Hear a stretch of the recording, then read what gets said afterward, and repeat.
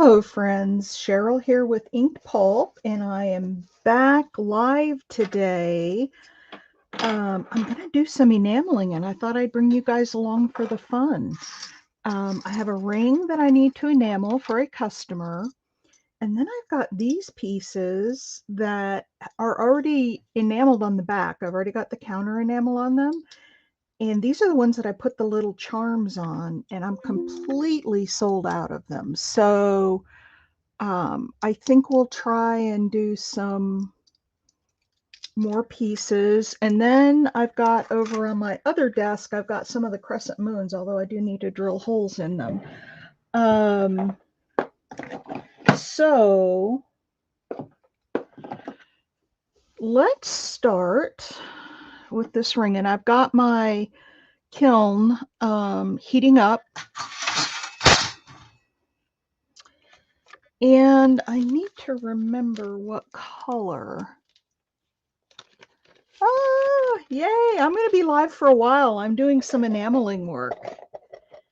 And the first thing I'm doing is this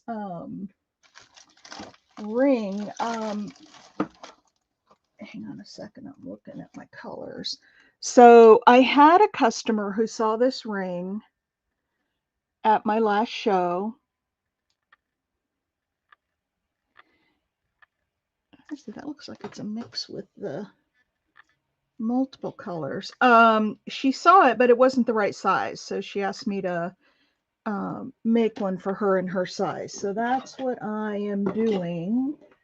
I think that is Blue Jay Blue. I'm pretty sure that's Blue Jay Blue. And then what I had done was mix it with just a little bit of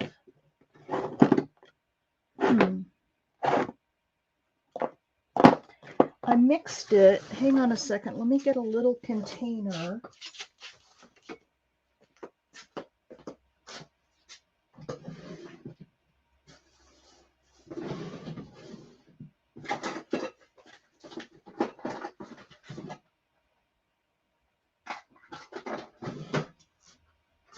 Go.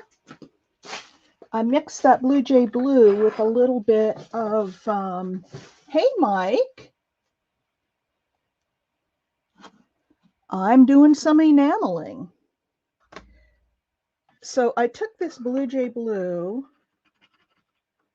I have to get enough of it to cover the ring. And then I mixed it with some of this that is a little bit of every color I've ever done. But I didn't put a lot in. This is kind of my leftovers. Not a lot. With enamel, the colors don't mix together. Each one of these little grains in here is a grain of glass. And they don't mix. Put a little bit more in. They oops, not red. They don't mix. They just sit one on top of the other. And so by putting a little bit of this in, you'll see some little bit of speckling.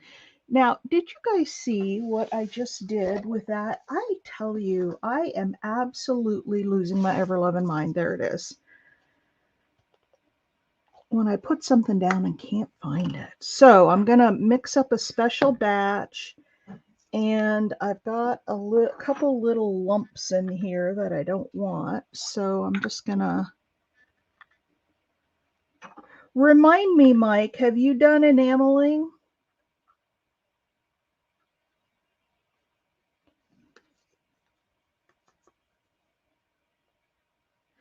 You know, I should probably sift this because we've got some lumps in it. So I should probably, oh, too much. Too much. Okay. Oh, hey, it's Julie, right? Hi, Cheryl G. Hi. Remind me if it's Julie. I think it is, KK. Okay. So what I'm going to do is I'm going to take this ring, and then I don't know if you guys remember, but I use, it's called a surfactant. A bit of enameling, but years ago. Okay. So a little bit of surfactant, which for me is a little Dawn dishwashing soap, and very little on the piece. This was some dried up Dawn that I just reconstituted. Very, very little. Just so that as it's firing, or as we're putting the enamel on, I got a little too much.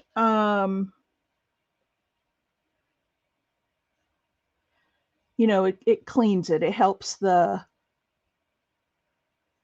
enamel stick. And then I'm gonna put, is my camera too high, or can you guys see what I'm doing? I'm putting on, this is Clearfire. This is a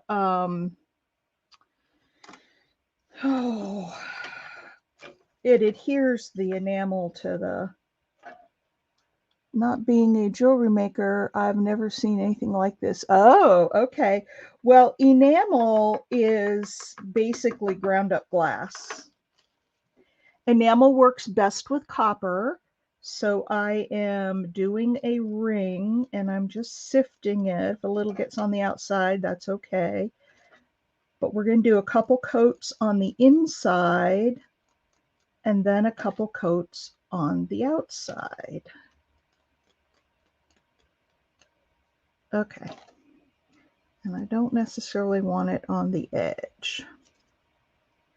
Okay, so do you see the color on the inside? We've got the blue, and I am going to put it, what am I going to put it on? We'll put it on a tripod. And then the tripod goes on top of this little stand, and you probably can't see, but over here I have a kiln, and I'm just going to open the door and put this in the kiln. It's not anything special to see, but I do see that there is a lot of debris on this tray. I obviously haven't used it for a while. It's got some cobwebs, and all that stuff will become airborne in the kiln. This stuff needs to be pretty clean because it will go airborne, and it will just knocked it. So I knocked some of that enamel off, but we're going to do 2 coats, so it doesn't matter. It will contaminate and cause dark spots in the enamel. So I'm going to have to move this. I've got a light right here beside me. I'm going to have to put it behind me because I can't roll my chair over. So I just stuck it in the, hang on, I got to put this behind me so I can roll. Hopefully that is still okay for light, or maybe we'll put it over here on the side. Is that still okay for light? Let me know. The kiln is 1425 degrees when I first put it in, but once you open the door, it loses heat, so it goes back down a little bit. And so I leave it in there till it gets back up to 1425. It's at 1336 right now. It'll go up pretty quickly, 1339, 42. So we want it to, oh good, thank you, because I needed to be able to roll over here. Let's see if I can put this light behind the kiln.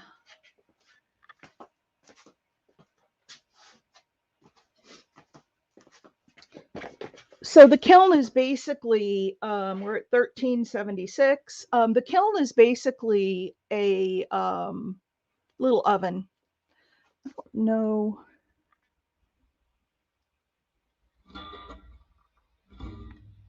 Let's see if I can give you a shot of the kiln. That is the kiln oven. Y'all see it? Hang on a sec. And we're at 1412. So this right here is the door. And I use this little fork because it's 1400 degrees in there. I can't obviously stick my hand in there. And if it goes over 1400, it's fine. Or even if it's a little under 1432. So there we go. So I pick it up. I just reach in there with my fork and bring it out. And we have to let that cool, obviously. Let's see if I have any tweezers over here. So I have, this is on a little bookcase, and I have a heavy, thick piece of aluminum as a heat shield.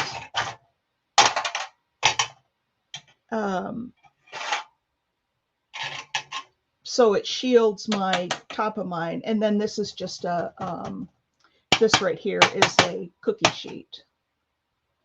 So that's the kiln. Let's go back over here. And what we can do is kind of start looking at some of the other pieces because we can't, it's still really hot. I can't quench it like I can metal because as hot as that gets, if I dump it in cold water, the enamel will crack. It's just like a glass. Think about having a glass, and if you pour boiling hot water into a regular glass without warming it up first, a lot of times that glass will crack because the glass can't handle the rapid change in temperatures. So you can kind of see the color in there. It's not solid. It never is right away. It looks real blotchy. But I'm just waiting for it to get cool enough that I can hold it. Once it's cool enough that I can hold it, we can move on. I'm not going to worry about the outside. The outside got really dark from the heat. We'll clean that off when we get ready to do the outside. Because it doesn't, if I clean it off now and put it back in with another coat on the inside, it's just going to turn black again. All right, now I don't have to use the surfactant. I used it the first time because it was the bare copper. Now I can just put this adherent holding agent. That's what it's officially called. Couldn't remember. Holding agent, and then I'm just going to go back and sprinkle some more.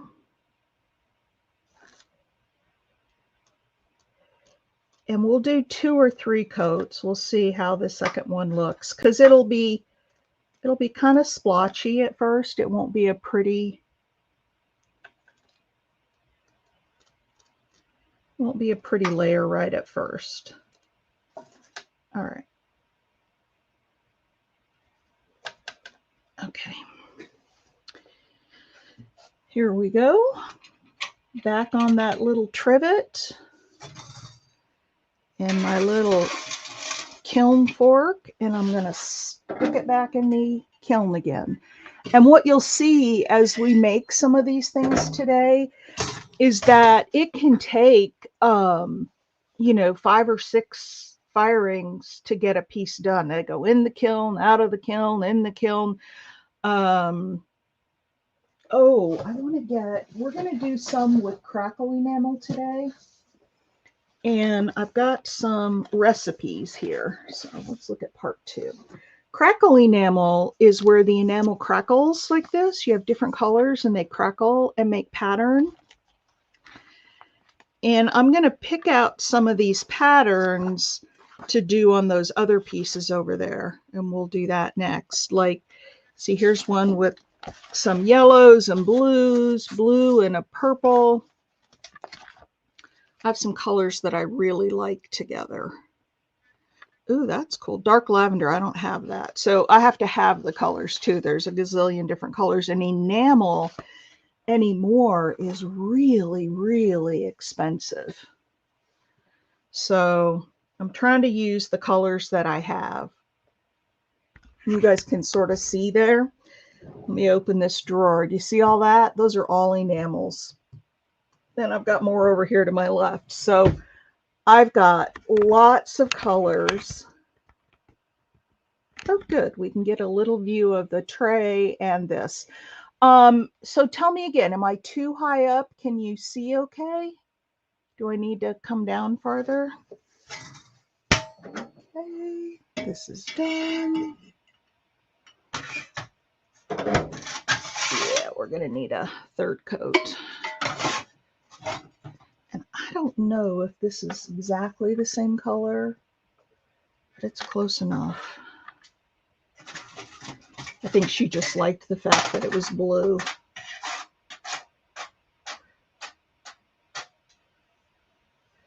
So we'll let that cool down, and let's look while we're here at some patterns. Nobody's saying anything. Are you guys just enthralled? Or, I mean, if you have questions, please speak up. All right, let's look at some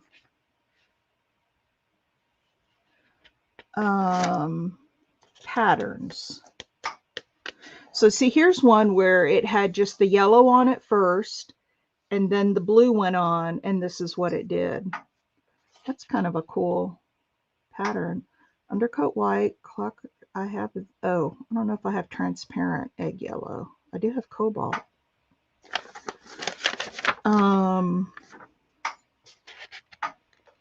The view is good. You can see everything. Okay, good.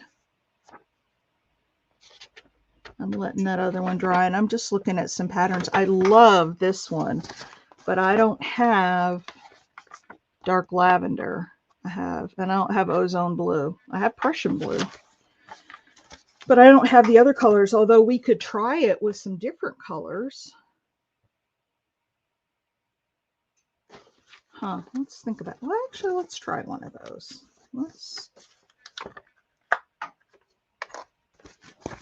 Let's try this one, only we'll substitute out a couple of the colors when we get ready to do it. I got to get this ring done first, though. This ring's got to go in the mail. Ow, that's still just a little bit hot. Now, it's cool enough that I could quench it without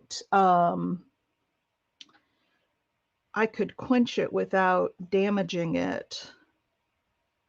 Yeah, that's not the right blue. I bet this is twilight blue. So what I'm going to do, let me find my twilight blue in here. I have got, oh, I do have transparent egg yellow. We could do that other one. I'm not seeing my twilight blue. I'm going to go ahead with this color, and I'll just tell her if she wants it lighter, I can make one lighter. But that this was the color I had available. It's getting a lot smoother in there. Can you see how smooth it's getting in there? Let me get it to focus. Come on. Focus for me. There we go. You see how smooth it's getting inside of there? But I'm going to do one more, because it never hurts to have some extra layers.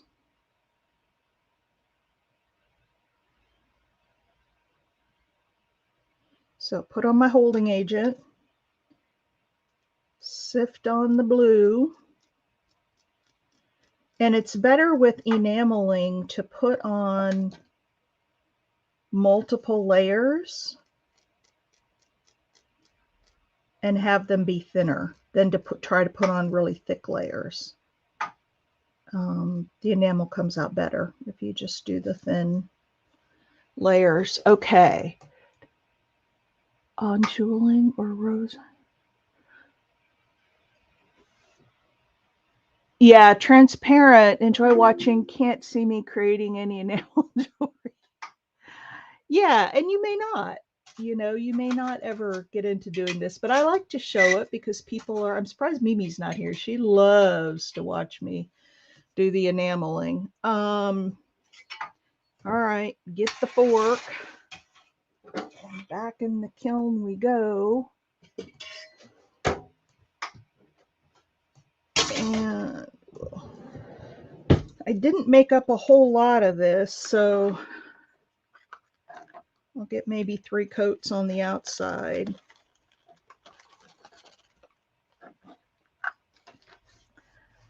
Do you allow anything? Yes, I do. About a quarter. Well, there's 2 things to allow for. On a thicker ring like this, a wider ring, you have to allow a little bit extra, up to a half a size bigger, because it's got to cover more of your finger. My hands are really nasty, so just ignore that. So you have to allow a little bit for that bigger ring to get over the finger. And then I allow about a quarter size for the enamel. So this one I'm doing a full half size bigger. And it is kind of usually when I make these rings, I'm not making them to a specific size, so it doesn't really matter, because whoever's going to buy the ring can, you know, get whatever, they can try it on and see if it fits. But when I'm making it to a specific size, it can be a crapshoot. And that's why when I sell any ring where the person hasn't tried it on and I have to make it for them, I guarantee my sizes. It doesn't take too long in the kiln. Oh yeah, that looks much nicer now.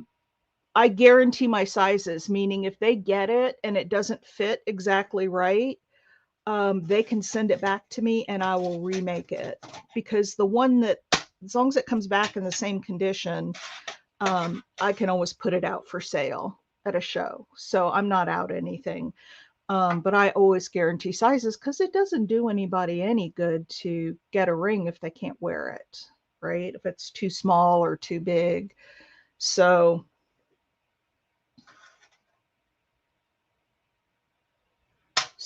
I guarantee all my sizes on any ring. I finished up the ring for, actually I made a second one. Hang on, wait till you see this one, Mike. So I had made, while that's cooling down, I'll show you this. I had made some bracelets using the flux painting. I don't know if I showed that to you.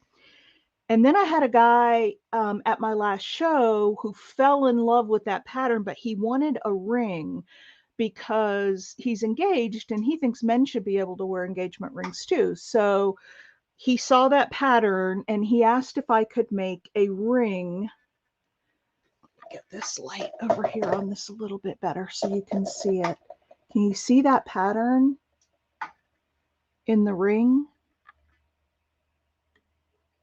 I don't know if you can see it or not. Hang on, let me get my,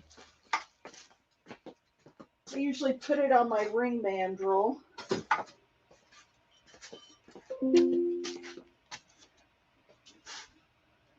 Okay, so here, we'll see how that pattern is on there.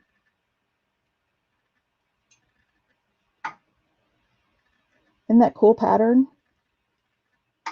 That is heat and flux, and then some green patina. And then I sanded down a little bit of copper right around the edge. And then, of course, I cleaned it up in the middle and sealed it. So it's all sealed. Isn't that a cool ring? He loved it. I sent him a little video of it, and he loved it. All right. That looks really good on the inside. Now we have to do the outside, and I need to clean this off. And I could put it in pickle, but I prefer to sand it down So I'm just going to step away for a minute and go over to my sanding bench where I can put a little sanding disc on and sand that up real quick, and I'll be right back. So talk amongst yourselves, and I'll be right back. I'm not far away.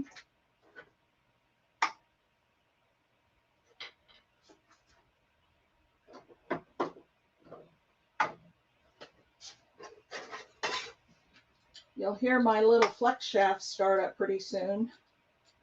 That'll be my sanding disc. I'm putting the sandpaper in. A little attachment for the sandpaper.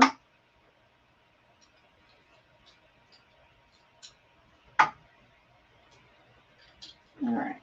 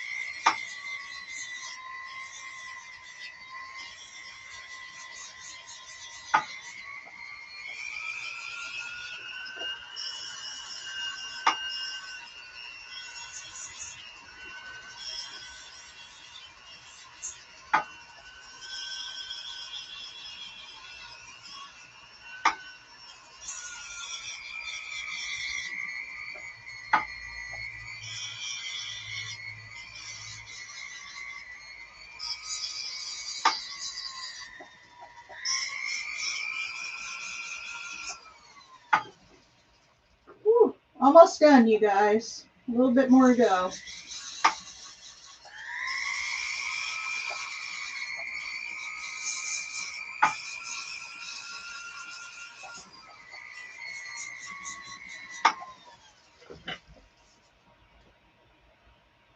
My sanding disc has gotten dull, so hang on. I'm going to swap that out. It's not cutting very well.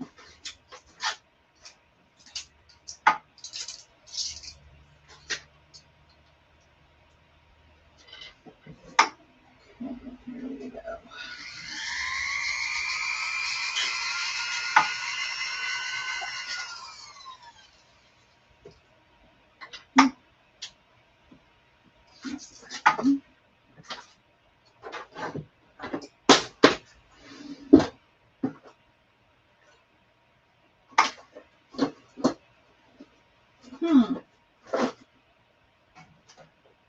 All right, who stole it? Mike, did you steal my sanding discs?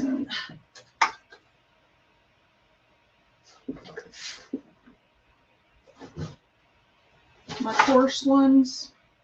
I can find the fine ones, but they don't do the job very well. They just don't do the job.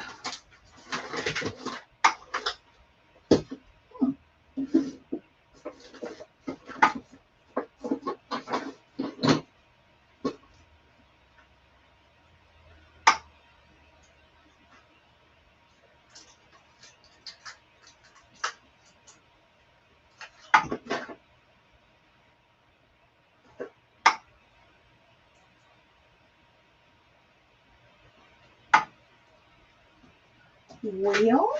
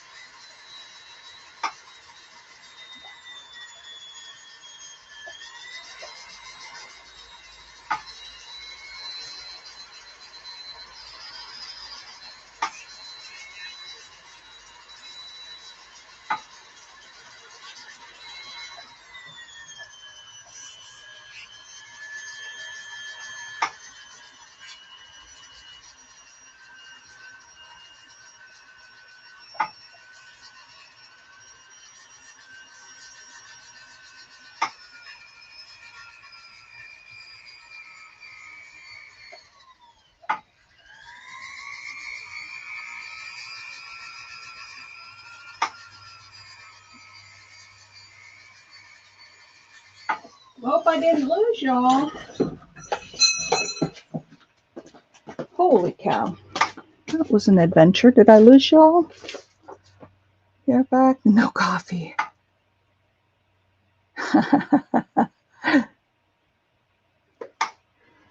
All right, I'm going to take a file and go over this just a little bit. This is just enamel that baked on there, and it's not going to hurt anything because I'm going to put more enamel over the top of it. But if I had my preference, it would all be off. So there's a little bit of grunge on there. Let me see if I can get a little bit more of this off. I can't find my real coarse sanding discs that would just whip right through that. And like I'm sure you do, I use the little, we're here. Hey, sister. I'm so glad you made a live. Yeah, I'm just going to get off as much as I can so it doesn't have any interference with the enamel. It doesn't have to be 100% because, like I said, this is already enamel that I had gotten on the front and it's already fired into there. So as long as I have the fire scale off, the enamel's not going to hurt anything. Noticed I picked my enamel up because I don't want this little sanding dust to go into my enamel. All right, that's good enough. All right. Yeah, this is fun. Wait till we do some of those necklaces. I just need to do about 3 coats on the front of this, and then I'm done with this ring. Well, a little bit of cleanup, but pretty much done with it. So I'm putting on the holding agent. And then this is a little sifter that sifts out any like chunks or anything.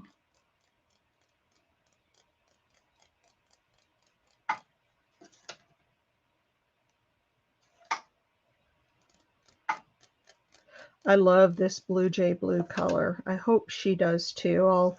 I'll send her a picture of the original ring and then, you know, this one that I've done and see if she's okay with the darker blue. And she may be, because she obviously hasn't seen the darker blue. All right, back on the trivet.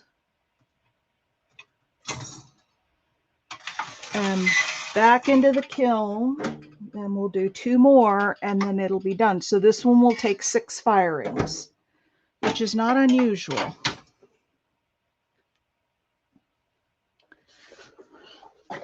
I've done enameling videos before. Have you seen any of them, Cheryl?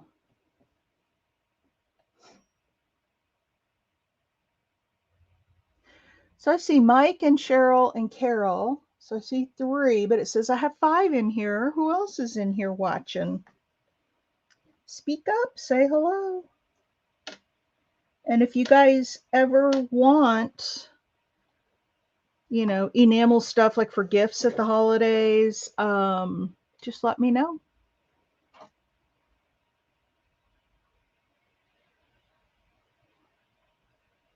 Yeah, I don't know if this other one's going to be too dark for her. But we'll see. We'll see what she says. So these little pieces,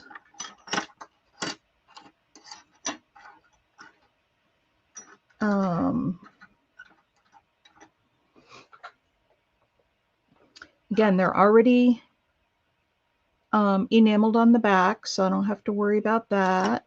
And we just need to do, this is your first enamel video. Okay.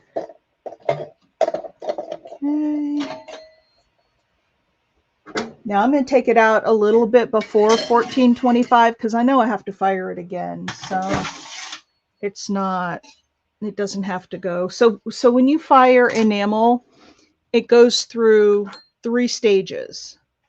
So you put it on and it's just,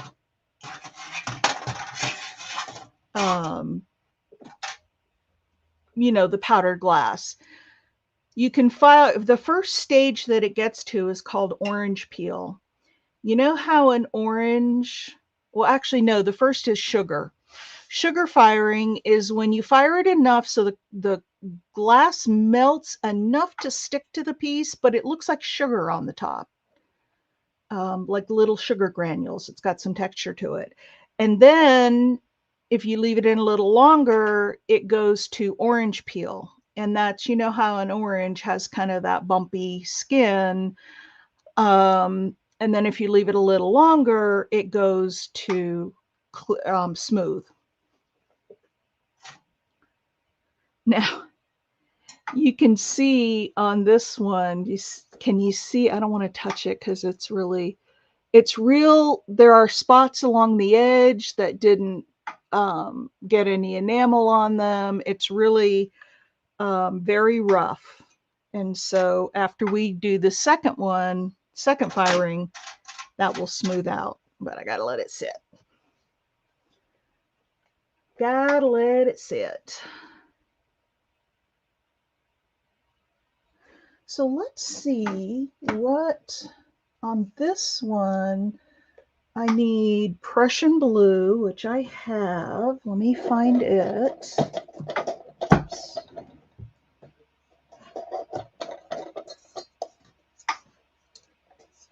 Let's see, Prussian blue.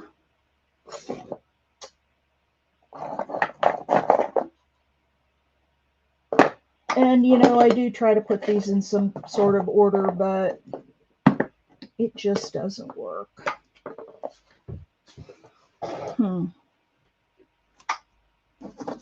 Periwinkle over here, but I don't see my Prussian blue. Lichen, aquamarine. There's my cobalt.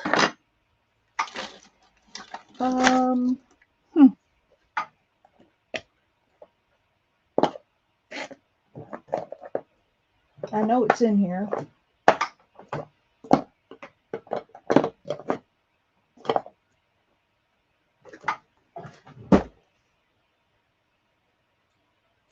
Brown, sky blue. Well, maybe we won't do that one. I'm not seeing. I'll do one of my very favorite,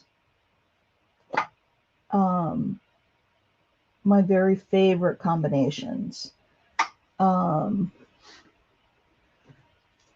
Dyke Brown. Okay, let's see if we can get this. See if we can get this back in here for the next firing. I want to get this ring done so we can move on to some fun stuff. So what crackle enamel does, it's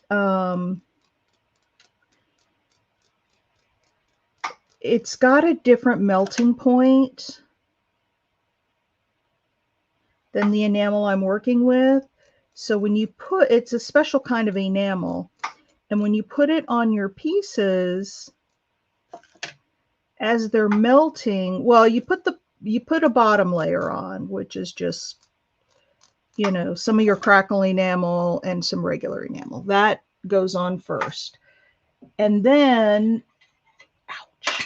ouch, ouch, ouch. I touched that trivet and it's really hot, and I knocked off my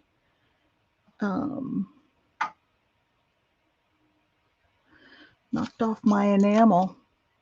That little trivet's really, really hot.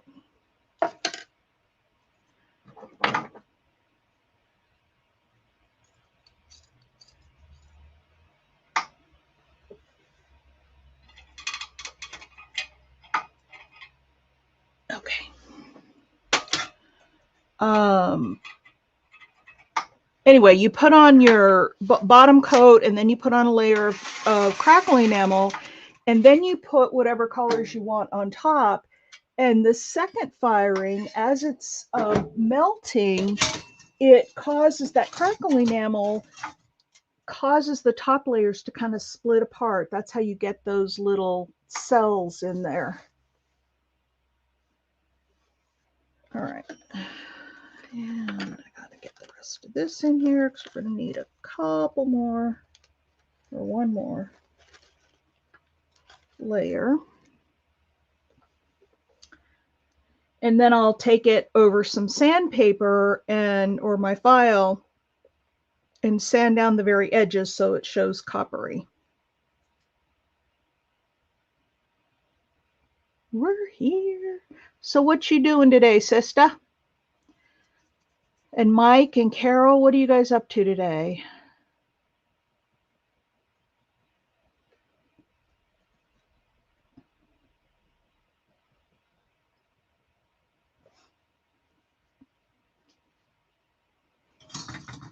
There it goes. It's coming.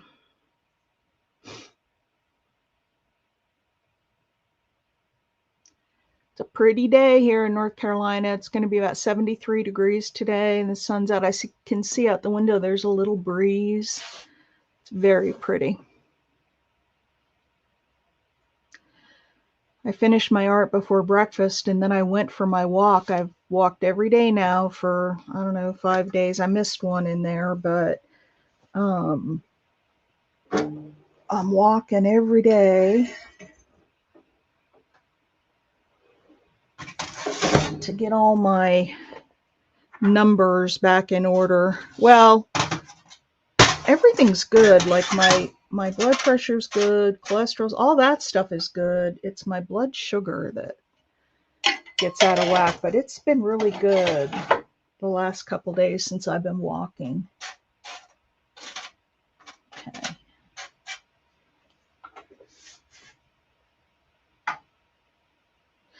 And if she wants the lighter color, if it turns out she wants the lighter color, what I'll do is come back to this ring and I'll find that twilight blue. I don't know why I can't find it. Seems like some of my colors are missing. I don't know if I put them up somewhere else or what, but anyway, I've been walking every day in my pastel and spruce. We're going to use those 3 colors next time.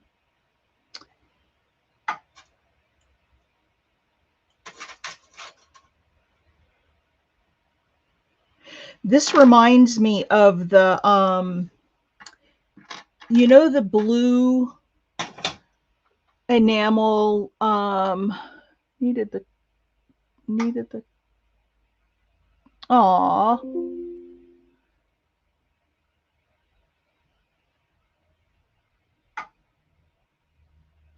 Oh, so you can spend the evening with me enameling. What was I saying? I don't remember what I was saying now. But yeah, if she wants the lighter blue, I'll leave the inside the darker color, but ouch, I will put lighter blue on the outside, and that will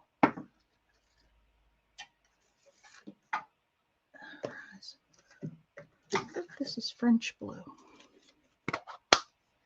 No, French blue's got a little more of a green tint to it. I'm pretty sure it's twilight blue. Maybe I'm out of twilight blue.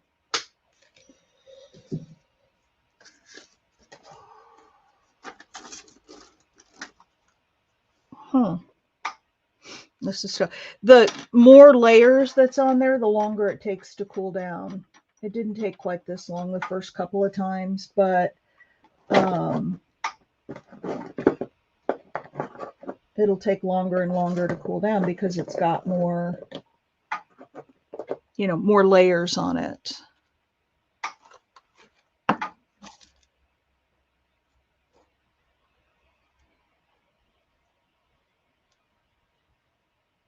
Clear crackle. Okay. All right. I think we need to do, I've got one bare spot there. I think I need to do one more. See how that's coming along? Come on.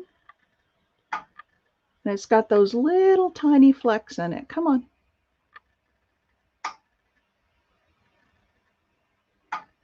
There you go. So it's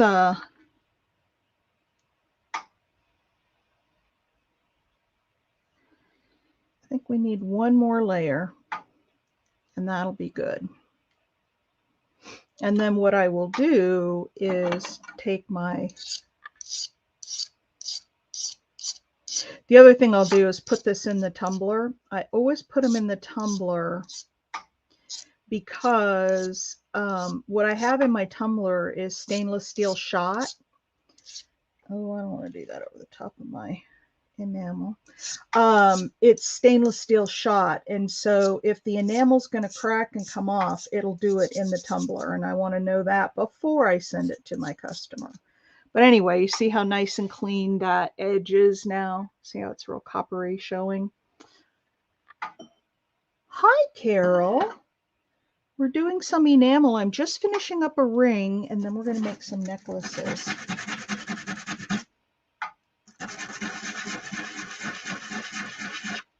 But yeah, I'm just going to grind off that top.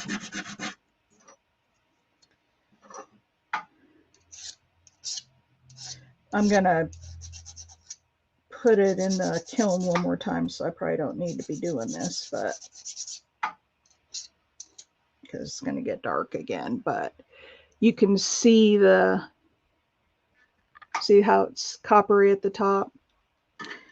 So that's how it will get finished. All right, let's do one last, and let's do a real light coat so that it all flows together. And like I said, if she wants something lighter, I've got several shades of blue. I will find a lighter shade of blue and put on there if she doesn't want the dark blue.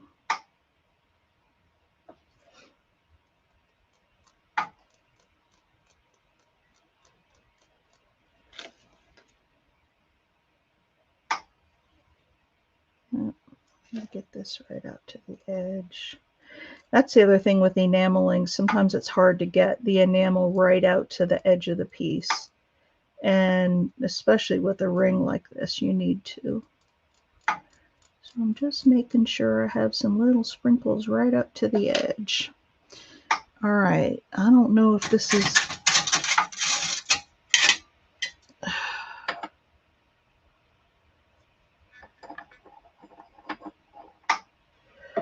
Okay, that's on the trivet. Trivet is on the tray. And in it goes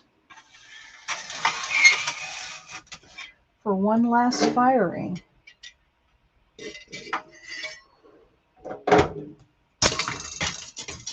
Okay, I'm going to save this bit of color that I mixed together in case I need it for something else. She comes back and says, "Can you make earrings to match that?" I could mix up more, but it'll never be exactly the same unless I specifically measured out the proportions of the colors I was putting in there. So we'll just put that in the drawer.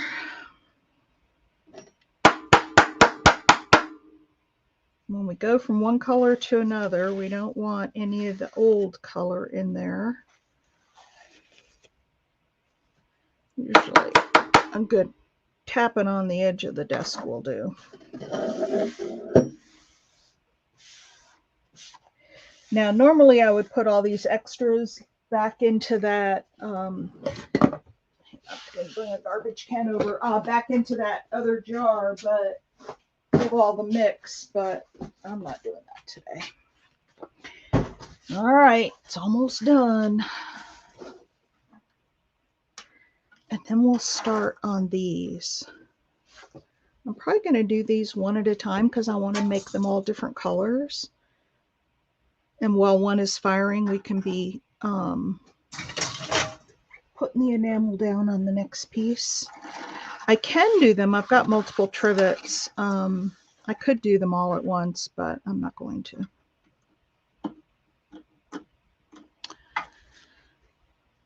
So what you up to today, Carol? Carol C. Oh yeah, that looks good.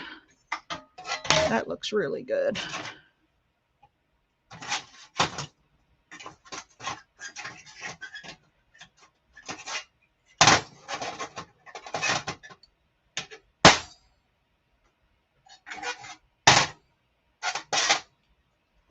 Okay. Now I'm going to get rid of this. So, shall we do a rectangle or a moon shape? Crescent moon shape. Which one shall we do first? Anybody have a preference? Oh, very nice. Very, very nice. Just come back from taking my mom to the eye doctor. Oh, she has three eyes.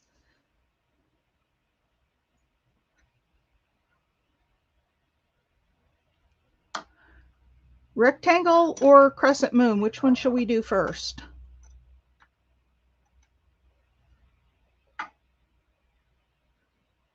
Well, I'm just going to pick one then. Again, because it's the bare copper, I'm going to put down the surfactant.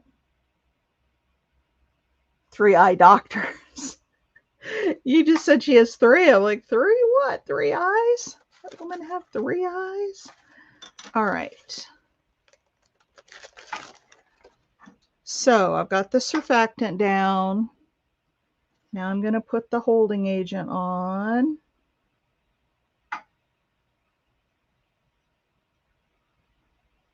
And that surfactant can be lots of different things.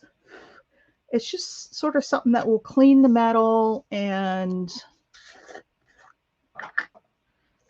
so this one is going to be spruce green on the bottom. And then now I'm only going to do 1 layer of the spruce green, so I want to get it on there pretty good. And then over that, I'm going to put this back in the bottle. This is why we use the coffee filter, so I can put it back. It's like embossing glazes.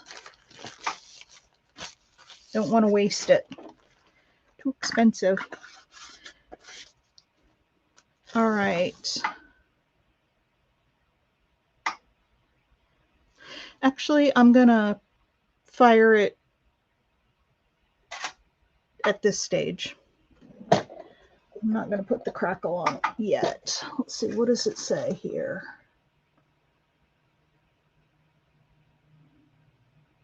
Yeah, it's a second layer. So let me get another trivet.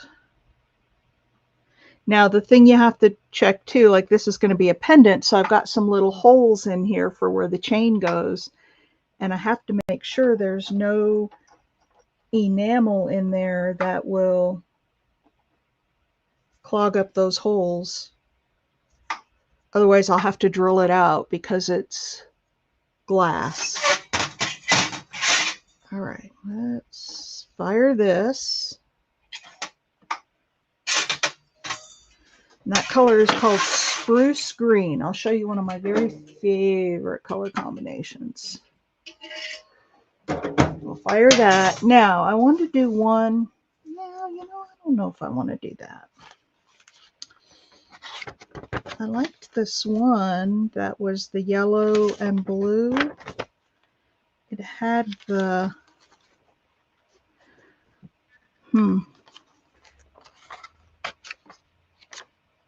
So this gal goes through and makes up recipes of what colors work well together. It was this one.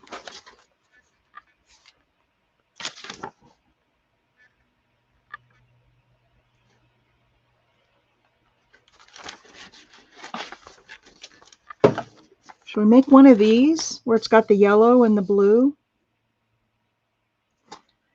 I need undercoat white, which I think I have. If not, I have a white.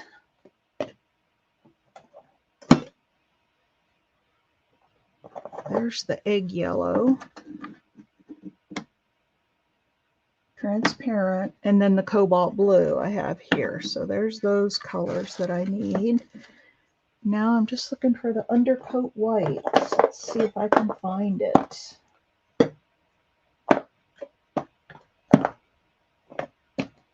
There it is. Undercoat white. All right.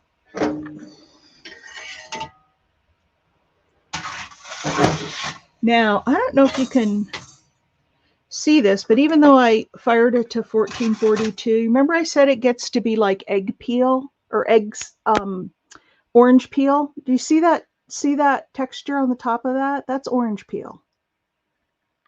Looks like the surface of an orange.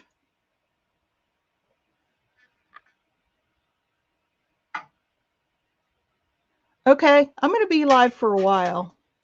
So anyway, that's orange peel. And it doesn't matter that I didn't fire it to smooth because we're going to fire several more times and we'll get it smooth. Oh my gosh, that came out really pretty. Look at that. Look at how nice and shiny it is and blue. Look at the blue color. And then it's got the little flecks in it of, got a little notch on there. I can file that down. Wow, that came out really nice. I'm really pleased with that.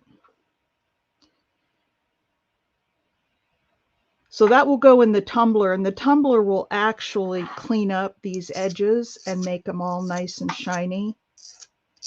Because the enamel on the edges is really thin, and a lot of it isn't even enamel, it's fire scale from the firing. So it's not even all.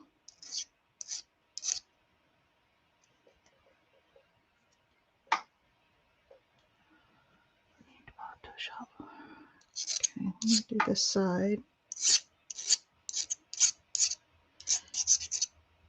And then I'll wait till I get a few more pieces done. I'll put them all in the tumbler at the same time.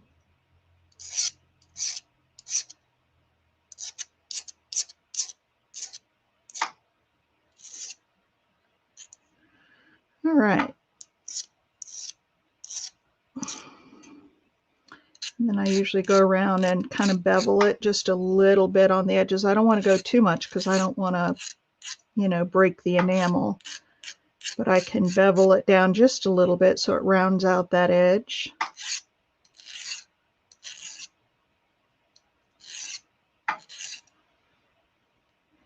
Very pretty. It's the finish work on a lot of these pieces that really make them.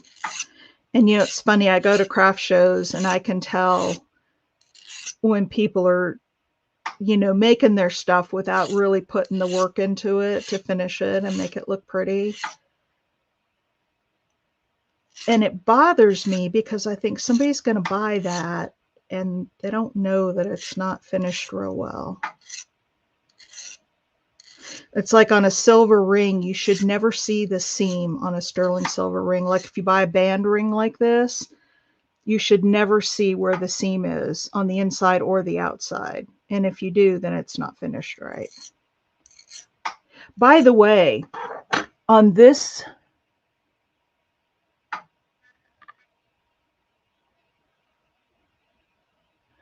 so if it doesn't fire well, yeah, the first coat that I did was all splotchy, and the first coat is always kind of nasty. It doesn't stick real well.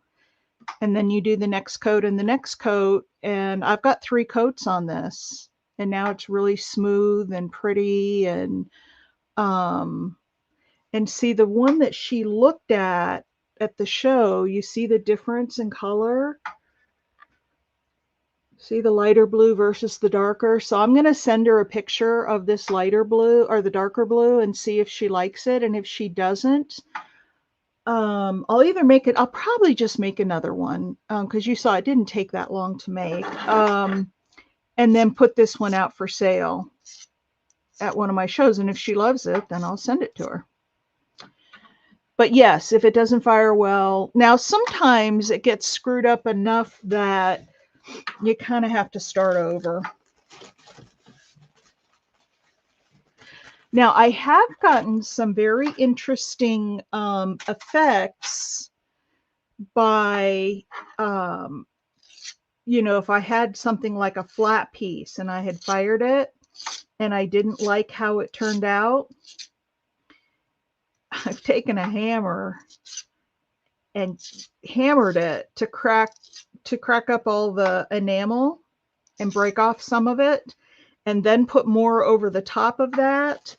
And you get some really unique patterns that way. All right, so let's do the next, not that one, Crackle Base Clear. So this is the crackle. Now there's two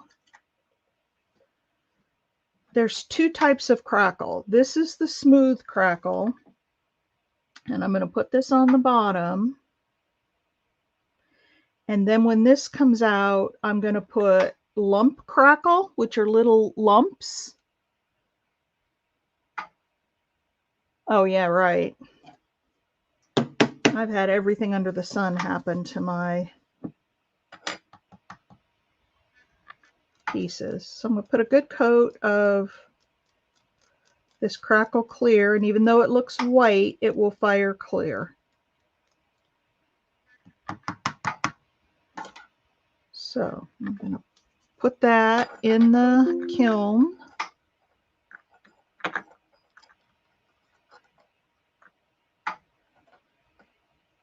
And fire that one. And then we'll see the magic happen on the next firing. Okay, into the kiln it goes.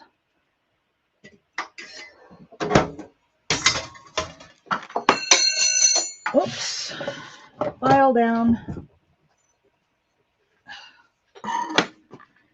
We'll pour the rest of this back in here. We save as much as we can. All right,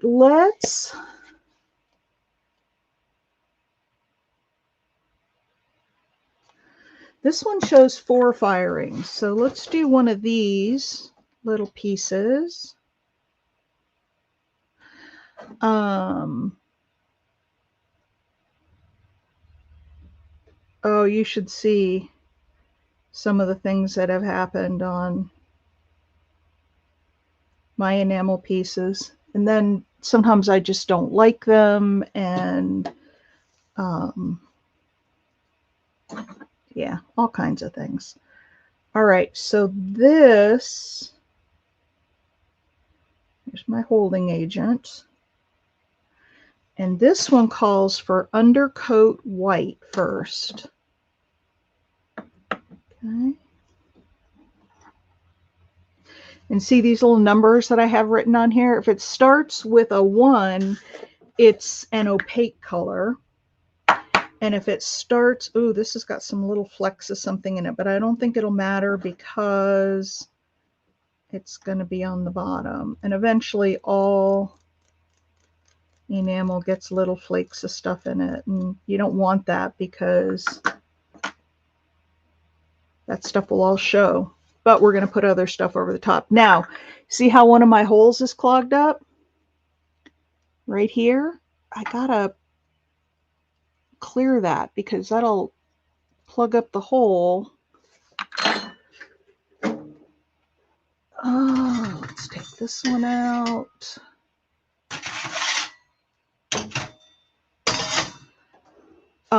It'll plug up the hole.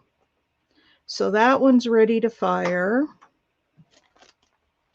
And this is kind of how I do it. I get it going assembly line, and I've got one coming out, one going in.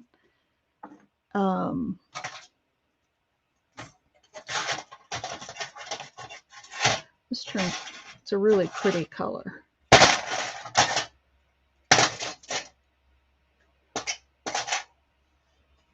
We'll do that.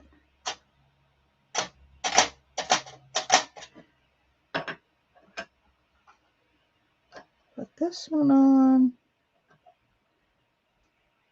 And in it goes.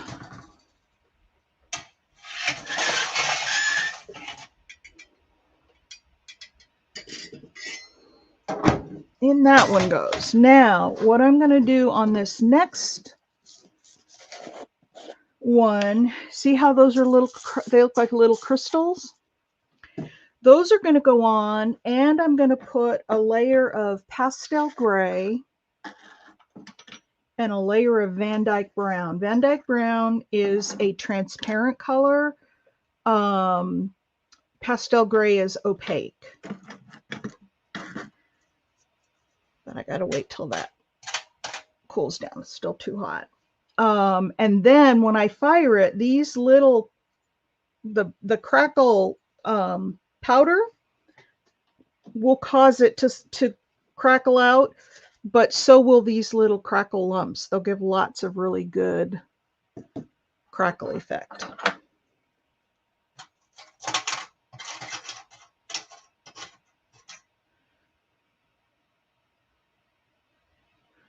Still a little bit warm. Look at how pretty that is, though. Look at that beautiful spruce green color. It almost looks like a dark teal. Okay. Still warm, but I can handle it. And then on the back, we still have the black. All right. So let's put down our holding agent. And then got to watch that other piece. I'll get to working on one piece and I'll forget about the one that's in the... Okay, I need a lot more of the holding agent. It needs to be pretty wet to hold these little rock-like pieces on here. This one out.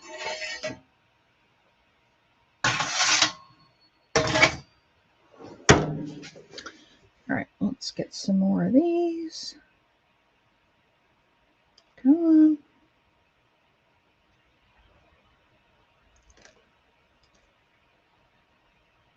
So I just want to, these are all going to leave a little hole wherever they are. It's going to push the enamel apart.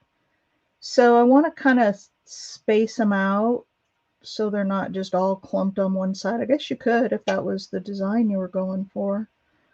I think that's good. One more piece over here. That one's awful big. Sometimes I'll take these and crush them up a little bit so they're not quite so big. Okay, so there's that. I'm going to put that over there and get a new... I'll put the gray down first. I can't remember if I think the gray first because it's opaque, and then we'll put the transparent over the top of that. So I'm just sifting this right over the top of those lumpy crystal-like things. Not putting a real heavy layer.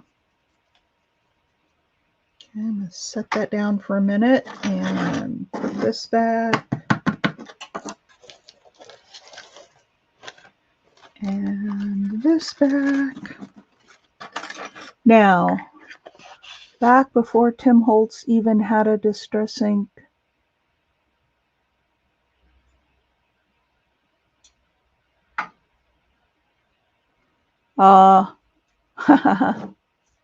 Van Dyke Brown. Yeah, that's a fun color, especially in enamel. I like it a lot. I use it a lot. All right, so now we're going to put some Van Dyke Brown on top of that. And remember, this one's transparent, so this one you'll be able to see through, but it will also push, because we have that crackle stuff on there, it will push the enamel aside. So let's... Now this one, I may let it go to about 15 or 1600 degrees because I want it to melt really good to keep... Let's see, where was the... We had these. All right. Let me switch this out with the white one, and I'll show you here in just a second what the white enamel does. And it's not uncommon, but it's too hot to touch right now. Let's put this. Actually, I don't... Well, I'm not going to mess with that. I'm just going to try to put that piece back on there of crackle. There we go. Yeah. It's not going to stay.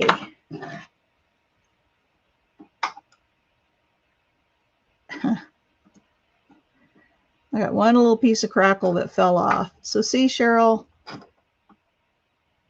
challenges do arise there.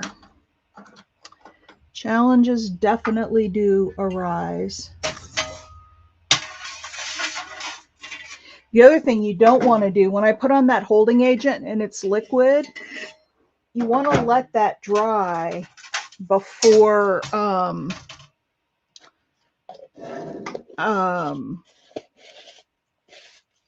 putting it in the kiln. Because if it's real wet and there's enamel over the top of it, that liquid will start boiling and the enamel will start popping off. All right, so see what happened to the white? See that little spot where it didn't enamel? I'm not going to worry about it because we're putting stuff over it. But if this were just going to, well, that, Cheryl, you know, like you were asking, what if it doesn't fire right? This is a first coating, and they just never look really good on the first firing. They just don't. So it doesn't matter in this case, though, because we're going to put a layer of crackle clear over the top of this. Where did my crackle clear go?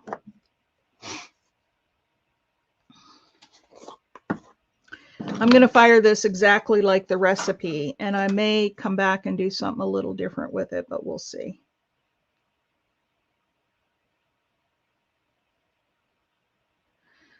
I'm watching my crackle in there. Yeah, the lump hasn't even started. On these bigger jars, I don't need to go over I don't necessarily need to go over a coffee filter because the jar is so big.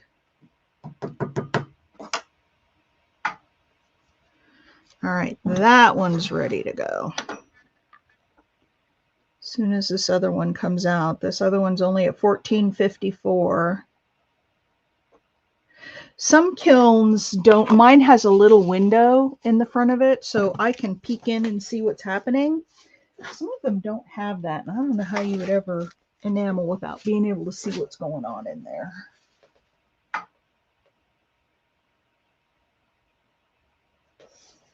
Yeah, 1455. I think I'm going to let it get up to 1500 so that crackle has chance to really work.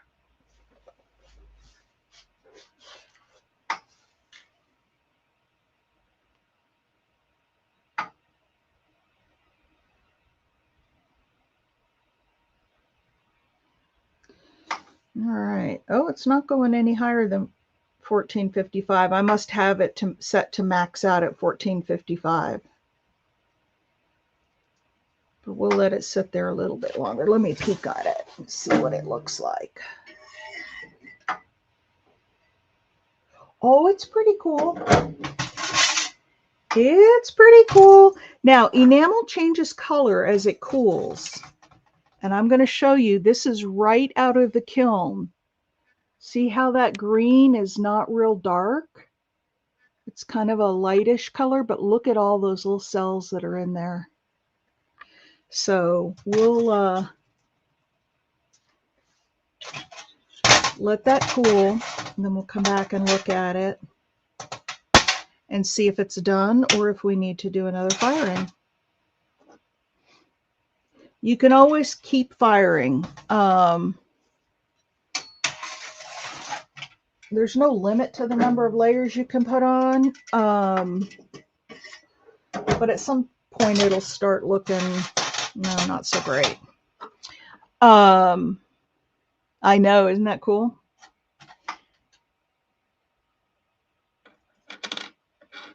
Yeah, I love this combination. Then I put it on a chain, and on one side I put a little charm, like a little cat or butterfly or something that's still really hot. But the green is turning more of like that teal color as it's cooling. I don't know if you can see that. It's still really hot. But let me kind of get that in the light so you can maybe see the color change. don't know if you can see the color change, but look at all the little cells in there. Let me get this light closer so we can get some real light on this thing. There we go. You see that? It's probably blurry. Let's see if I can get it in focus. Come on. Focus, focus. It's trying to focus on the stuff far away.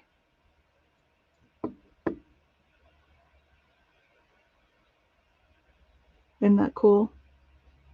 And see, that green is getting... Don't lose it, Cheryl. It's still really hot. I've burnt myself a time or two. I've taken stuff out, like especially when I'm swapping. Come on. When I'm swapping one piece for another.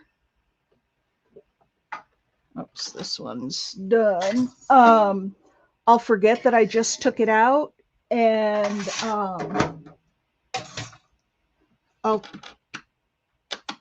it's still kind of hot, but not too bad.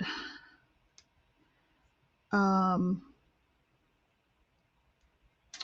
forget, and I've actually picked up a piece, and now these are firing at like 1400 degrees, so you can imagine when they come out how hot they are.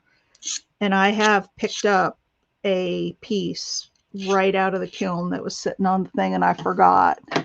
I know. I'm gonna pick it up again and zoom in for you. Come on.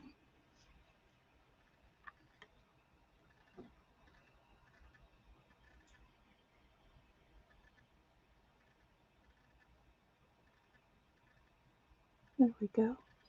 See how pretty that is?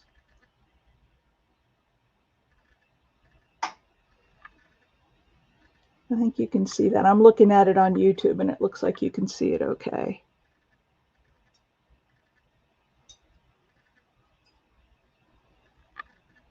I know, isn't that? So there's that one. I love those. Now you'll see we're not going to use the big lump crackle on this next piece. And you'll see that we don't get the big open cells. And because the crackle is all clear, you can see down to the, oh, there's a good look. You can see down to the first layer.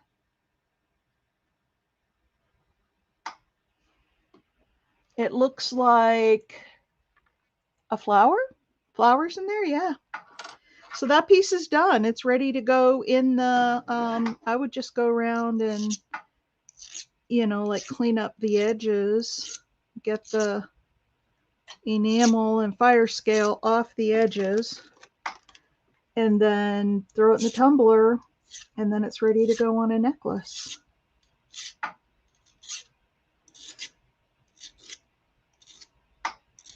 So let's do the next one.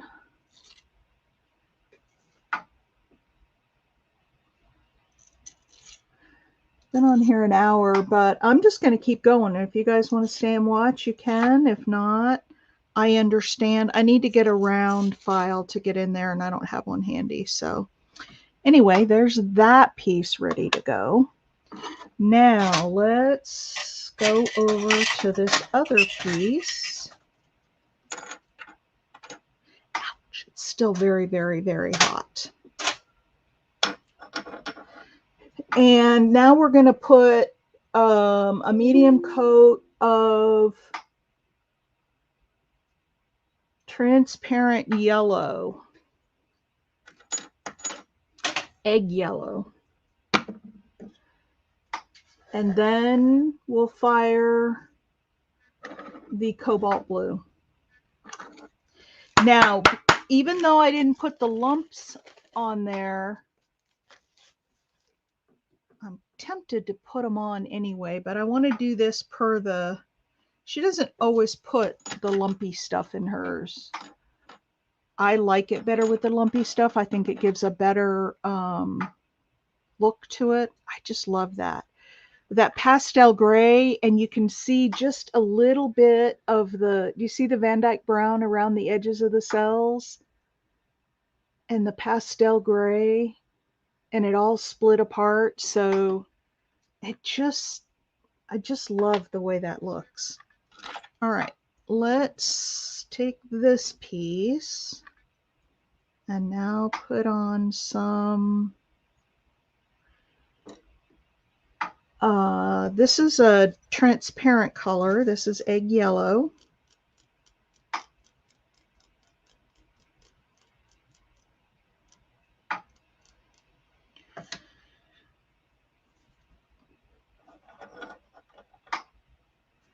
So we'll see what this one does.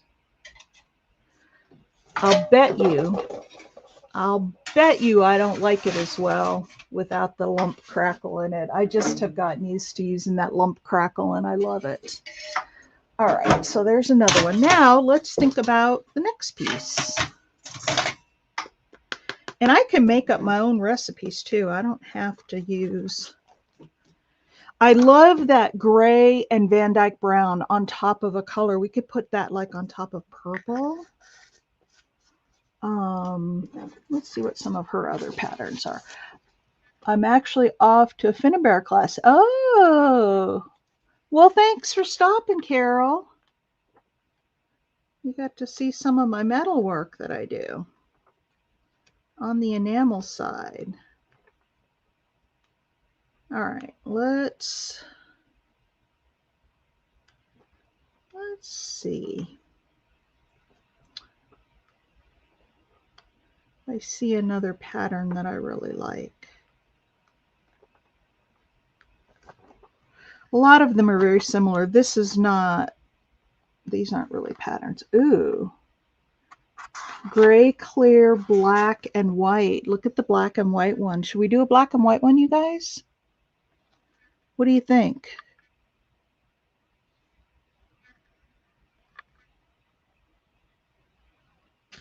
Yeah, let's do a black and white one.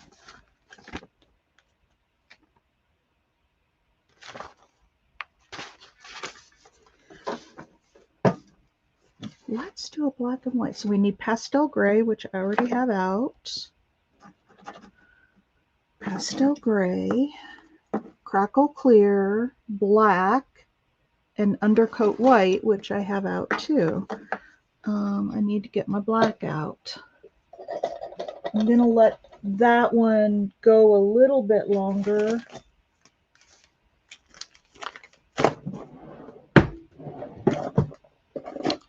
And there's black. All right, let's see what this did. Yeah, see, it just gets little tiny cells. Well, I may, before we put the blue on there, I may dump a couple of those because I know that I won't like it if I don't have the big cells in it. I don't like just these little tiny cells.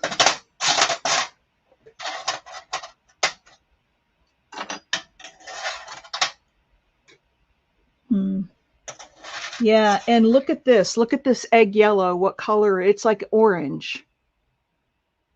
But as it cools, it will change color. But see how little the cells are? Can you see that? I want to be careful not to touch it because it is hot. You see how they're just like little tiny crackles. And it's not going to really crackle a whole lot more than that. So I think I'm going to, okay, so this one, oh, this is all saying it does it with the torch, but I'm going to do it in the kiln. You have pastel gray.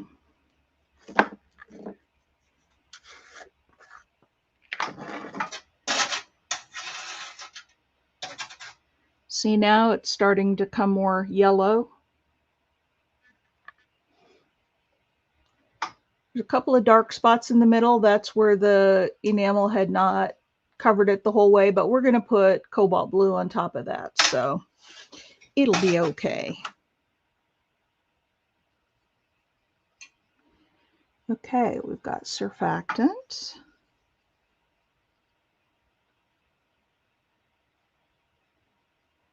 What is today? Tuesday? I know there's some sales going on today, so we probably got some folks at sales.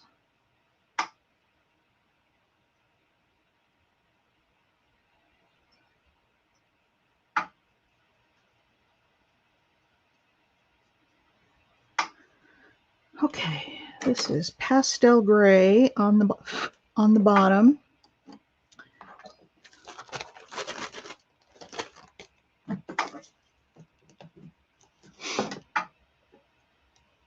I like making up like that spruce green one. That was my own recipe.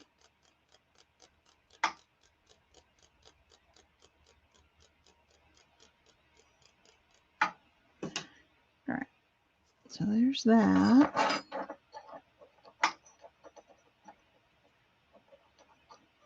In the trivet and in the kiln.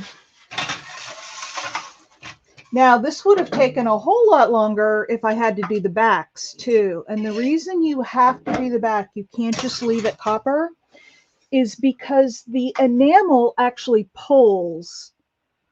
And you have to have equal tension on the copper front and back. If you don't, it very likely the enamel will crack and come off. So it's called counter enameling when you do the back. And I had already counter enameled these pieces, so that was cool. I could jump right in and work with them. All right, there's the yellow, which I love. But I was going to just follow the recipe exactly, but I lied. I'm going to put down some of the lump crackle just because I like. I'm going to file that down. There's a little trivet mark on there, and it'll fill in when we fire it again. All right, so, ooh.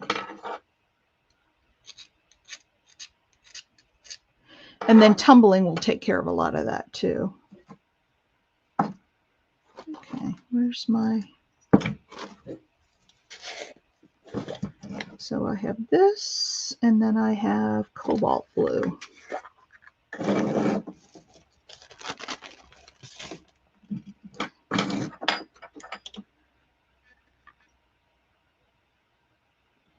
Put on a good coat of this holding agent because it'll help hold those crystals on.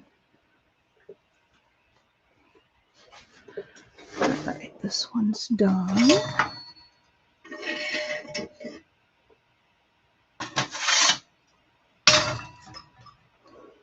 All right,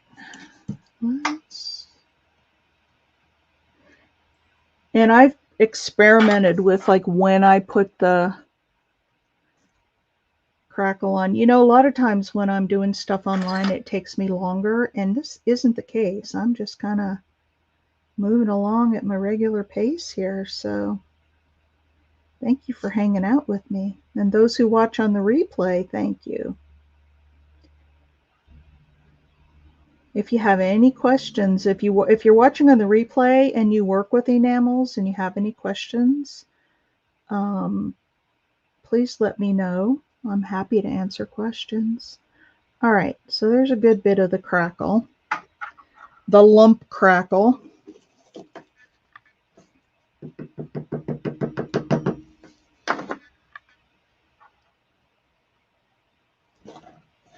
Now let's put the cobalt blue on top. And I don't put a huge heavy layer. I mean, you can see it, but it's not a heavy layer because I want it to be able to move and crackle. And if you put it on too heavy, it won't crackle. Ooh, I have a couple pieces of that lump crackle in there. Okay.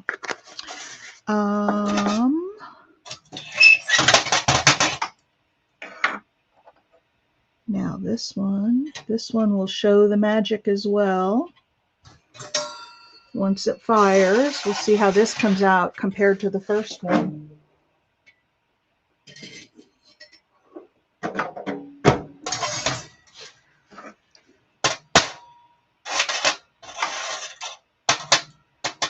Okay, on this one, now it has the crackle clear and the black. I may put both layers on at the same time. I may not fire them separately because you don't have to, and it's one less firing.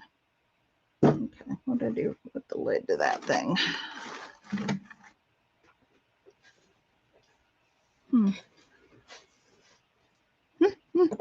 There it is. You guys still with me?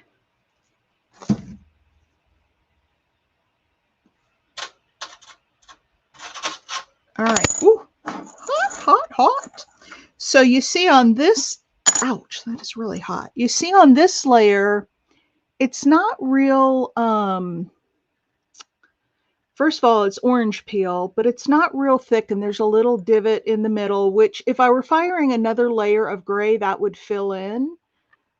But you see around the edges, you can kind of see the copper. So this is definitely not a full layer, but because we're doing the multiple layers and we're going to keep adding, it's going to be okay. So I'm going to do the crackle clear and then the black and fire that. And then I'm going to put the lump and the undercoat white on top of that.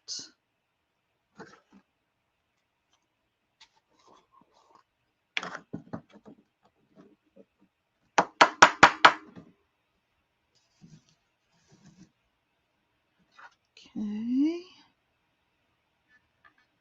Put the holding agent down. There are some enamelists that don't use holding agent. They fire without it. I find it very frustrating to try that because it's dry on dry and the enamel just slides off and it doesn't stick to the piece when you're getting ready to put it in the kiln. And it's very, very frustrating.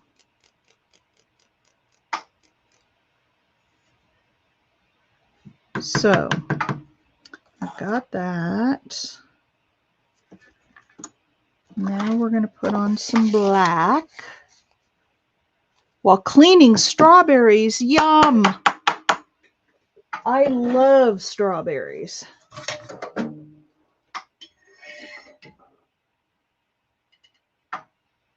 Ooh, I'm going to leave it in a little bit longer. See if we can get some bigger lumps.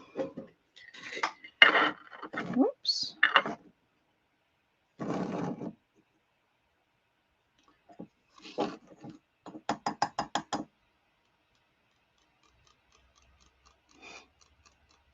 And so what this should do while it's melting is it should sort of crackle the black. But they'll be real little crackles. They won't be big.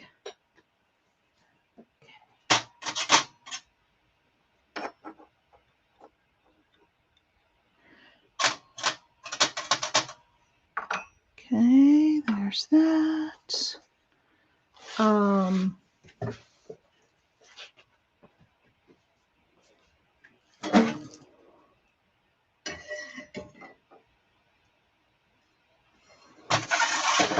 Let me let that cool and we'll see.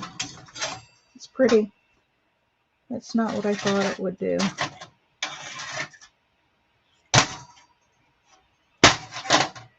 Maybe it'll be okay.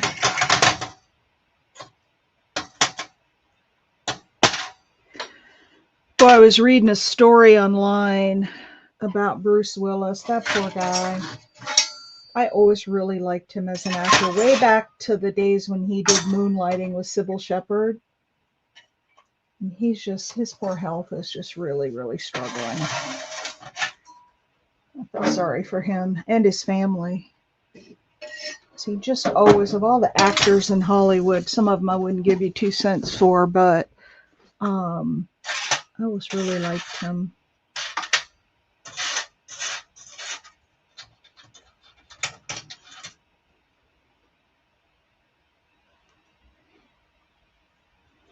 Here's what this one is looking like. It's not my favorite.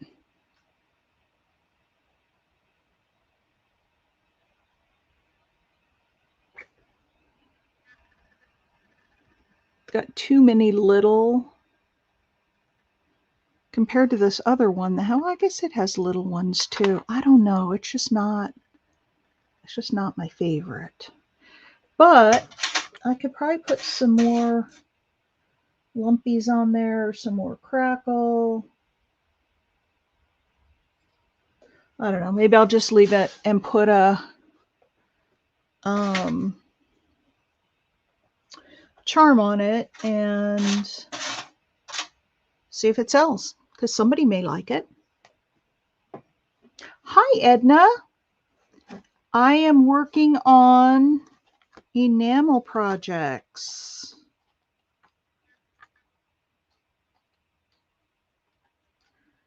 Not really see anything else in this book that's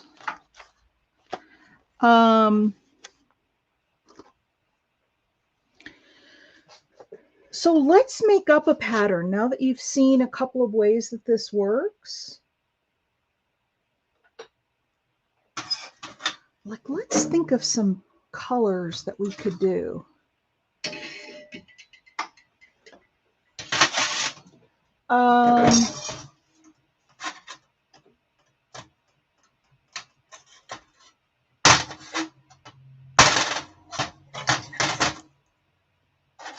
Let's see.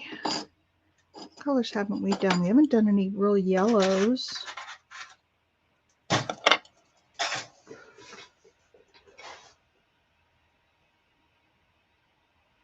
I know. It's just so sad. It's like, of all the scumbags out there, why couldn't one of them get it? It just doesn't seem to work that way, right?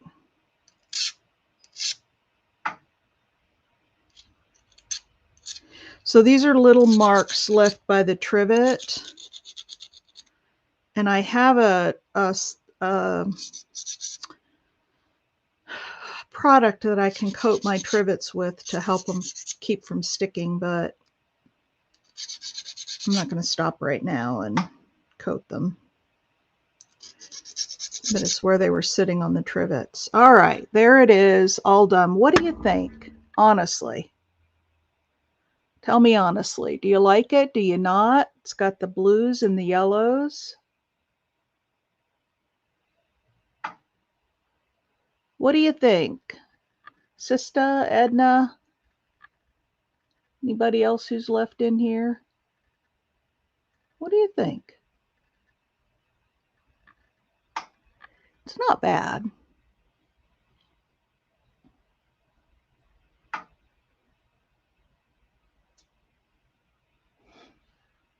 You love it?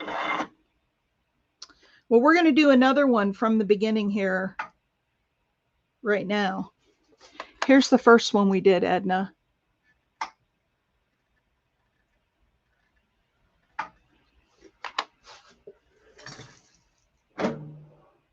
Oh, there's nothing in there.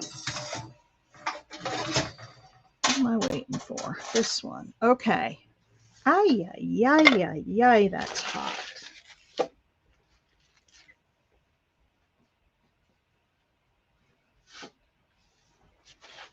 Hot, hot, hot. See, it doesn't give much crackle. It's just little tiny crackles with just the powder. Not my colors, but it's pretty. Yeah. This one's sort of bending.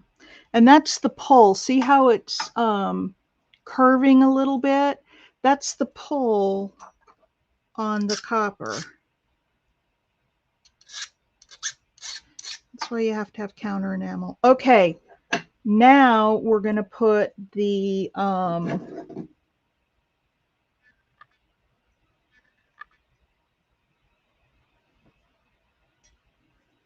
lump crackle and the white. And we'll see what this does. I don't know if the lump crackle will spread that black any farther out because it's going to be on top. I don't know if it'll reach down underneath, but we'll see. So this is called lump crackle, Edna, and it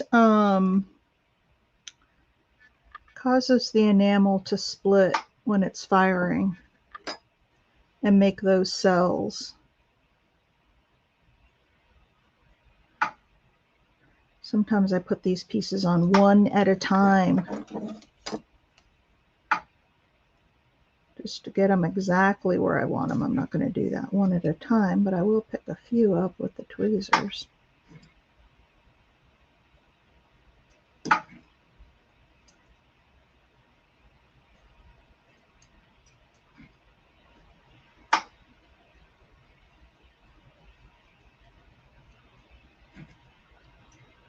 Another thing for me to get.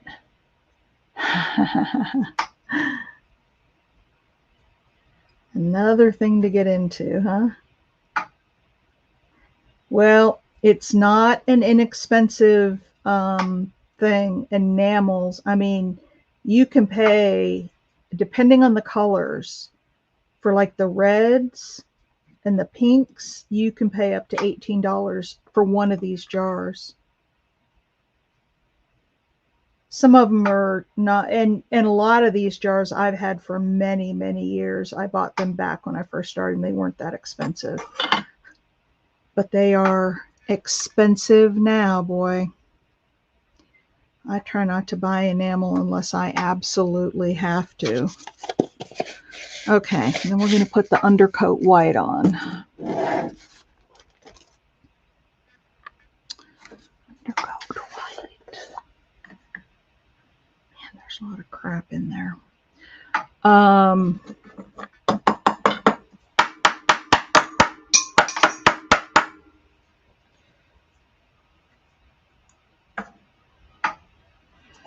If I were just doing white, I would never use this enamel. I would pick another one of my whites because this has a lot of little fuzz in it and little things that would show up in the enamel. But because this is black and white, it's not going to make a whole lot of difference. But if you wanted it pure white, it wouldn't come out that way. Okay.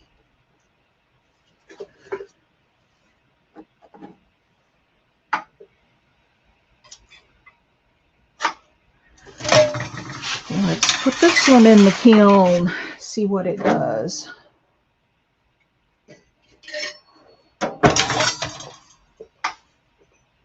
All right, Ms. Goebel, Miss Sista, you said that blue one wasn't your colors. Tell me what are your colors, and let's do one. I've got everything. I've got pinks and purples and blues and greens, lots of greens. Oh, green one will be pretty. Green is my color. I've got browns, reds, yellows, oranges.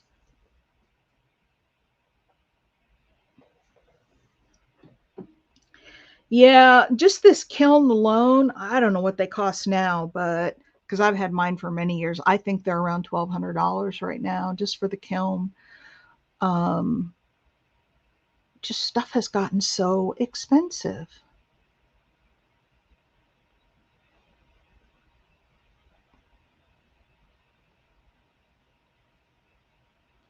Do do do do do do do do do.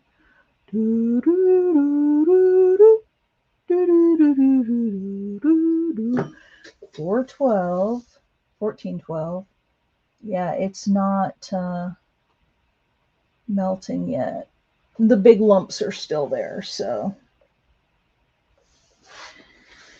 it'll be a minute. So let's pick the next. I have how many more? I have two more pieces. I'm not going to do the other crescent moons right now because I have to do counter enamel on those, and I have to drill holes in them. And so I'll just finish up with these two pieces. Red, sage greens, and ivory. Red and green together.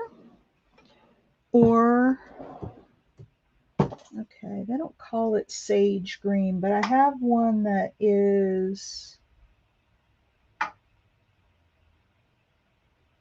we could do a green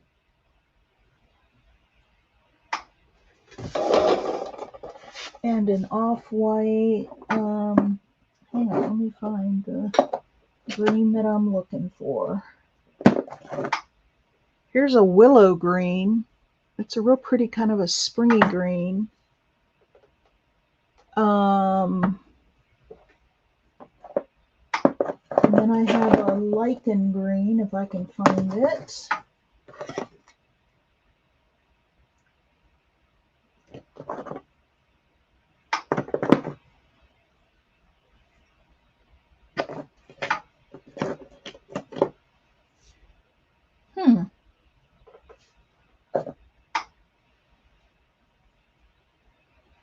I have an avocado green that is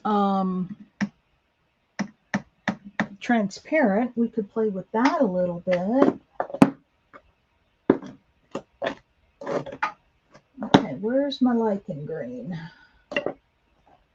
I swear I have put some of these somewhere else because there's several colors that I'm not seeing in here.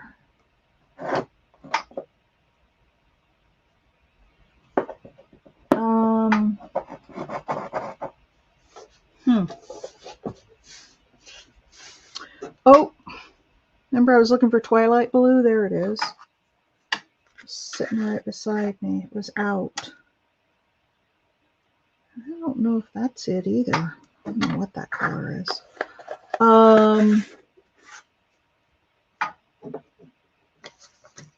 Pea green. There's one that's a pea green. It's a darker.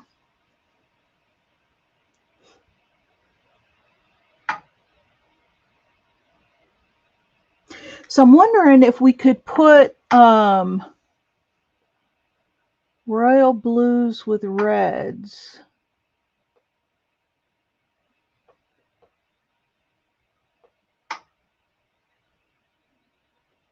Okay, what if we did an off-white base and then crackled some of the greens? Oh yeah. Oh yeah. Oh yeah. This came out nice. It almost looks like animal print.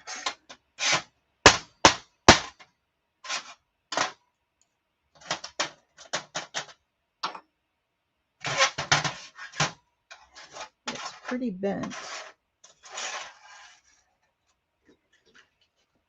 Look at that. Isn't that cool?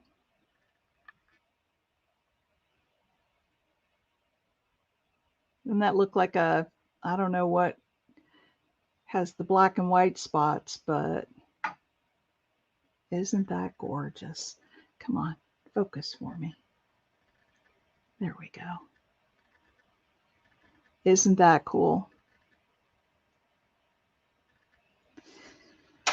There's another piece done. Okay, let's think about this. Let's do one of these. Let's see. Should we put like an off-white on the bottom and then a avocado transparent with some red, but will that look too Christmassy? What do you think?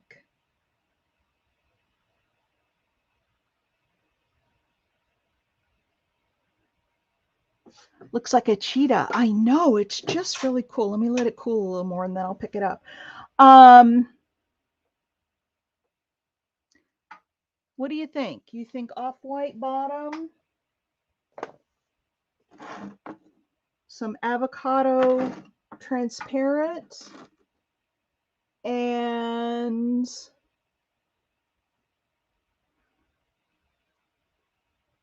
cheetah print. I know.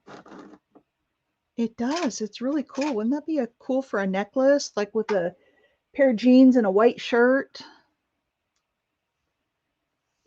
Okay, well, let's fire. Let me put the surfactant on. Let's fire. So you're going to see this one from the very beginning. This is called a surfactant, which is just Dawn dishwashing soap. I put a very thin layer of that on, and that's okay. That is just to keep it clean and keep everything on. You only do that on the bare metal. Once we get some color on there, we don't have to put it on anymore. This is called holding agent. And this is it's just a liquid that holds the enamel down when we sift it on, holds it in place. Okay, so let's do an off-white layer.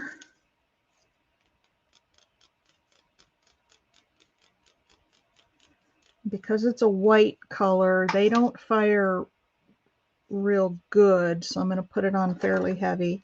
And then once again, you see I've got this little hole clogged up here.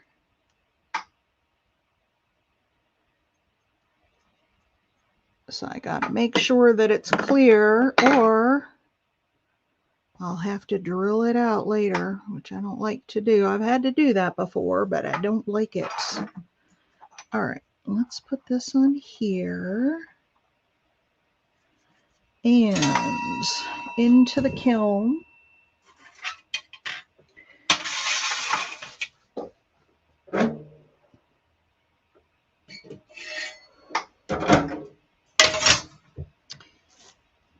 Put the off-white back. Now, what color? I've got a flame red, which isn't actually like red. And then I've got an orient red and a Victorian red. Let me think which one I think might.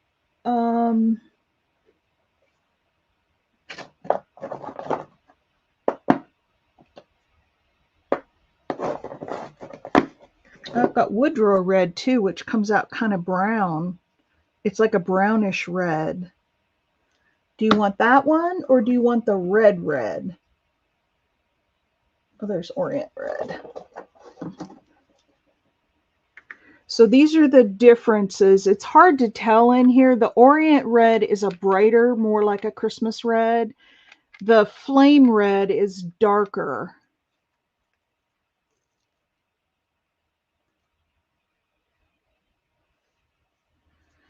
And this one is more of a brownish red. Which one do you think? I'm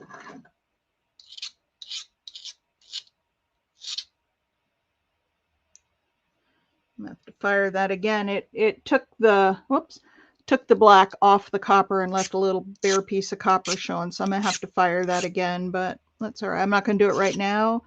I'm gonna wait until I get my trivets recovered with that non-stick stuff. And then what I'll do is I'll just put a little bit of black over that and fire it. You know what's cool about this? And I don't know if you can tell on camera, but it's almost like you can look down through the layers. Hang on, I gotta get this out. It's almost like you can look down into there. It looks kind of 3D, and you probably can't Victorian or the darker. Okay. You probably can't see it, but it's really cool. You can see that there's layers, or even the brown. Well, we could do the Woodrow red. Let's do that. Heck, if we don't like it, we can just put another layer or something else over it.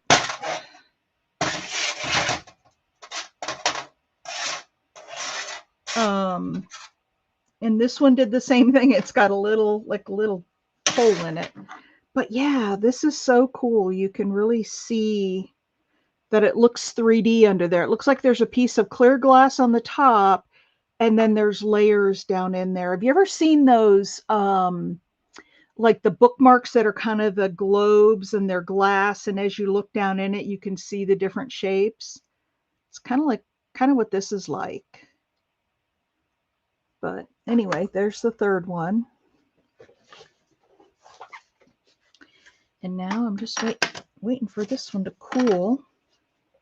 Edna, what are your colors? I'm not really liking this one. I got to do something different with it. Need to put a little more crackle, lump crackle, and either more yellow on top, or I don't know. I got to do something with that. I'm not thrilled with that one. So Edna, give me your color palette that you like, and we'll make up one for you for the last piece. Come on. Cool down, cool down. Sage green or black? Well, we're going to have a little bit of green here. I've got the black and white one already. Any other colors that you... We could do one all in different greens, because I've got several shades of green and I love them all. Green is one of my favorite colors, but so is blue. We could do one with lots of fun blues in it. Or, oh, you know what we could do? We could do a green one. No Kelly green. Okay. We could do one like this, only put down on the bottom like a pea green, something more like this. It's more muted. It's not a Kelly green. It's a real pretty green. Oh, there's my lichen. Maybe we can do a lichen green. That's more like sage, but it's a little brighter. We could do a lichen green, and then on the top, put black and the Van Dyke brown, so it splits into cells and comes out kind of like this one. I don't know how that will look, but we can try it. It's all about experimenting, right? Just like with the paper stuff. That's what I love so much about these enamels, is that you just get them out and play. And I love the crackle enamel look. Now there's another, but you need it on larger pieces. So I want to make a bowl. It's called, what's it called?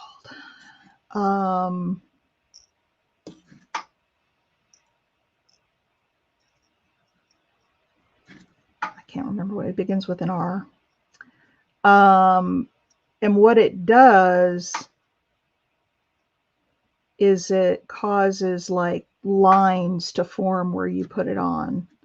It's really cool. And I have some that I have never used.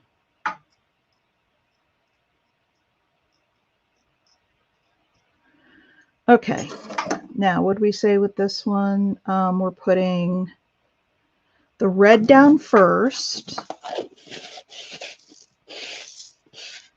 Now let me think about this. Do we want to put the, what kind of green did we say we were going to put on this one? Oh, the avocado.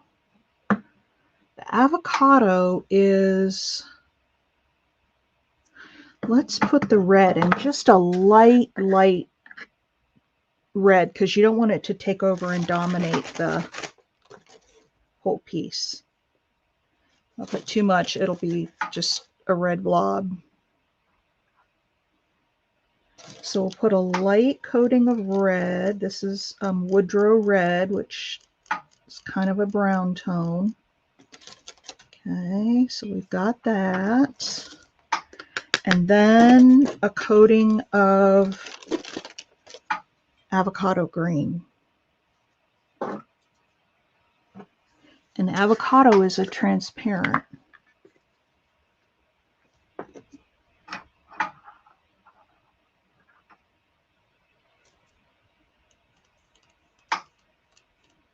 Put a little bit more of the avocado, since it's a little bit more than, not a lot, but a little bit more than I did on the red. And that's part of it too, is just figuring out how the colors work together, you know, how the transparency and how much. That's like that spruce green and the gray and Van Dyke brown. I've done that now several times, so I kind of know the proportions of enamel to use. Where these other ones, we just have to experiment. And if it doesn't come out right, then we put more of another color on and do it again. Okay, my last piece. Surfactant.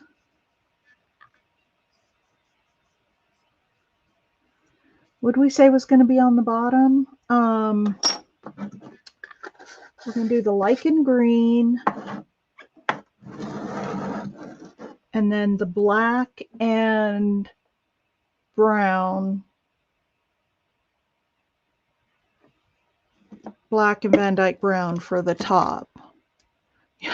I'm no expert, ma'am. Trust me. There are people that are really good at this stuff. And I mean, I'm okay. I can, make some stuff, but I am by no means an enamel expert. I just know the things that I know and the things I like.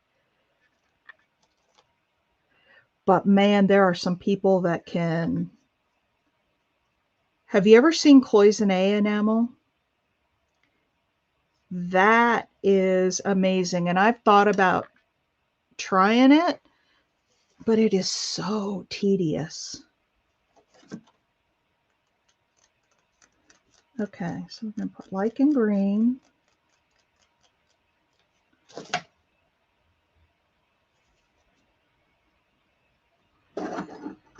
We're going to punch out this little hole here. I come in from the back first because I can't see it on the top, and I don't want to scratch up all this enamel on the top. Okay, so that's going to be lichen green. Or were we going to use pea green? We'll do lichen.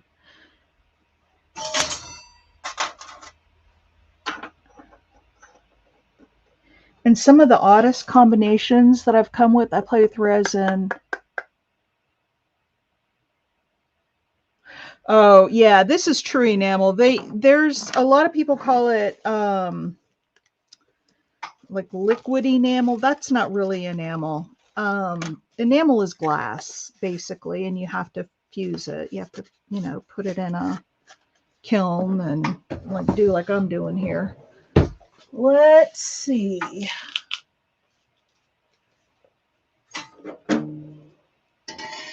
Oh my. Oh my, I like that. Now it's going to change color as it, look at that. It's going to completely change colors as it, what do we put on here? Avocado. Red is black when it first comes out. And then we had the off-white on the very bottom. So you can see the avocado in there. But look at that. And then as it cools, those real dark spots will turn to red. And I love how the cells came out on this one. Just look at that. Look at that, Cheryl Goebel. Yeah, that paint pouring stuff is pretty cool. Look at that. And like I said, as it cools, the red will come out. Now it's a darker red. Oh, I'm already starting to see it. That's a really cool piece. That's a really cool piece. That is a gorgeous piece, Ms. Cheryl. I'm going to have to do that one again.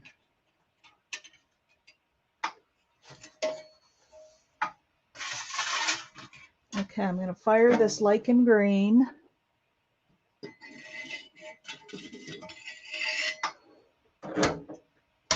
Holy cow, I love this piece. This may be the favorite that we've done all day. Look at that. Can you see the red starting to show through? Come on. Can you see the red there? And it's like a darker red.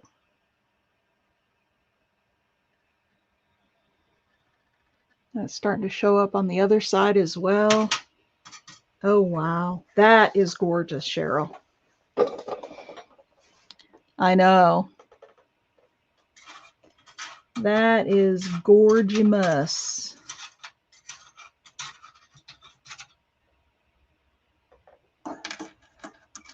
That is really, really pretty. I am just thrilled. Let me bring my camera down so you can like see it sitting on the table. Hang on. Can you see it better?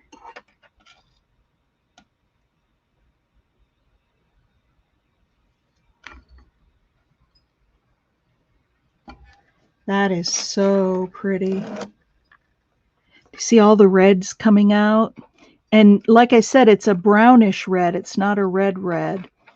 Okay, there's a little tiny crack in the enamel, which is fine. It doesn't hurt anything. I'll just refire it and that'll clean that up. I'm going to probably refire all of them because I want to make sure that we get the little trivet marks out of them. All right, here's the, what was this one? Lichen green. Oh my gosh, Cheryl, look at that. That is just so gorgeous. I can't even begin to tell you how much I like that. I bet you that's the first one that sells. Come on. And we've made a new recipe. Look at that.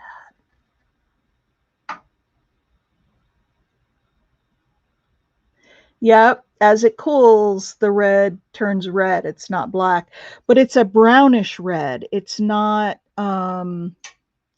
red red. You know what I mean?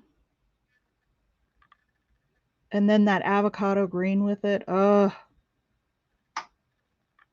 And the off-white background. Yep, you can see the red.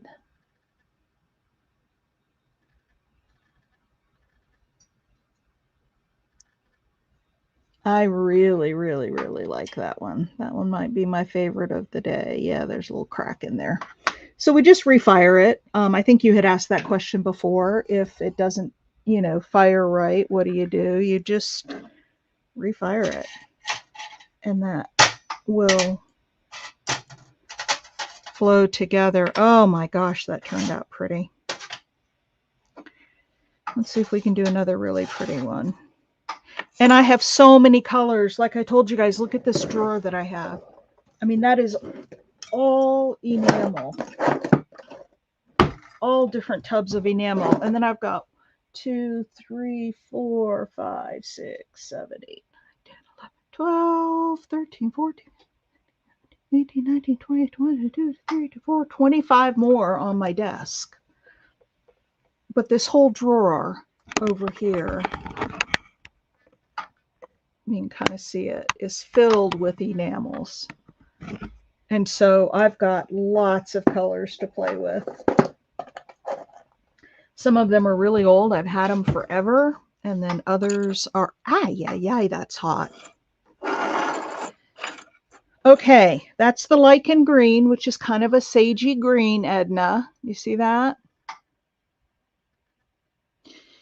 So we said we were going to, what did we say we were going to do? Sagey green and then black and the Van Dyke brown. Okay. So I'm going to put down, I'm not even going to use this clear enamel. I'm just going to put the lump on.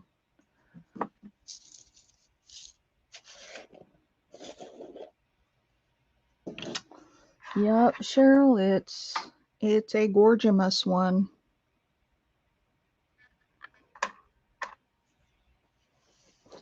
All right, let's, still a little bit hot. You put it on steel, pulls the heat out. It's a heat sink. So if I set it on top of something steel, that's why I have that cookie sheet under there. Wow, we've made some pretty pieces. I needed some pieces for my next show.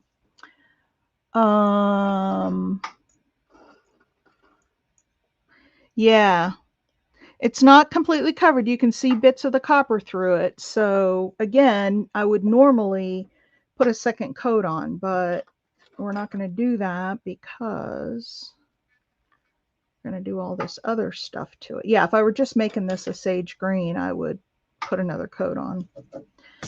All right, let's put some lump in here. See if we can make another beautiful piece.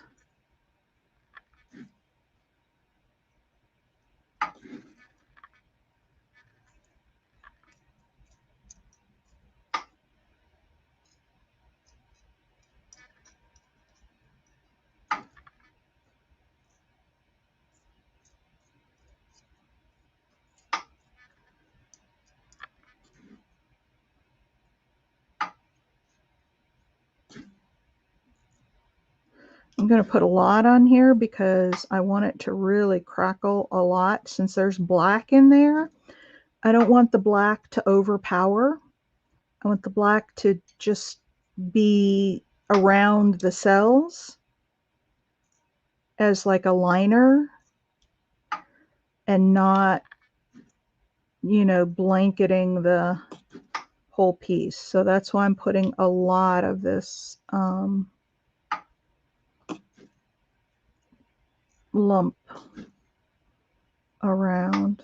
Okay, that's enough. All right, so I got a lot of that. Now let's put a light layer of black, not too much.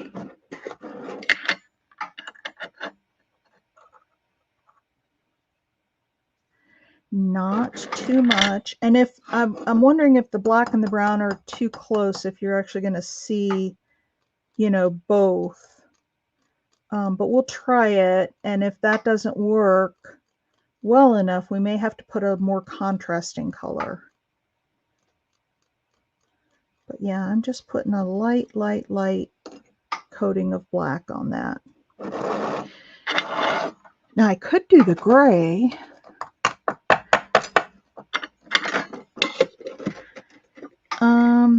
Let's stay with the original plan, which was the Van Dyke Brown, and see how it comes out. This last firing, I love it because that's like where all the magic happens, you know? I'm going to put a little more Van Dyke Brown because it's transparent and I want it to show up with the black, so I'll do a little more of that. And really and truly, it's just about playing. I am not, it's like anything, even with the paper stuff we work with, you just got to get in and play with it, you know? Oops. All right, here we go, Edna. Cross your fingers. Let's see how it comes out.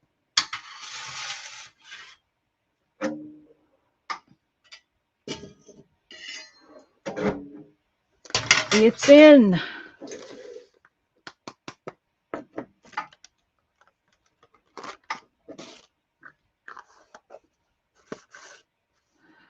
And then I'm going to have to go upstairs and get a little something to eat. I'm hungry. I'm looking for my lid for this because I think we're done with it. That was my last piece that was all prepped and ready to go. So when this one is done, I'm going to call it a day. I still have to do those crescent moons, but I think I'll do those another day. The rest of today, after I go get something to eat, will be sawing out night lights because I've still got like 40 more I have to make after I just made for my last show about 40 some. It's crazy. So here are the pieces we have so far. This one, I love it. Like, here are the pieces that we've made so far. Aren't those cool?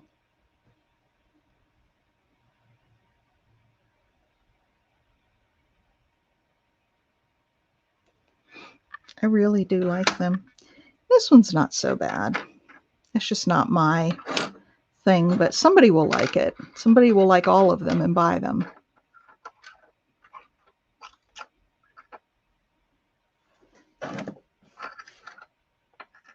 They really are, Edna. Now you see why I love what I do, playing with the metals and the enamels. And I don't know, have you seen any of my other metals videos? Oh, the other thing I have to make, ladies, and we'll do this one morning on Art Before Breakfast. I have to make some more alcohol ink earrings. Those things sold like crazy. I think I only have a few pair left. And I had some people that wanted smaller, shorter ones, not so long. So I'm going to make some shorter, some longer. But we'll do that one morning on Art Before Breakfast.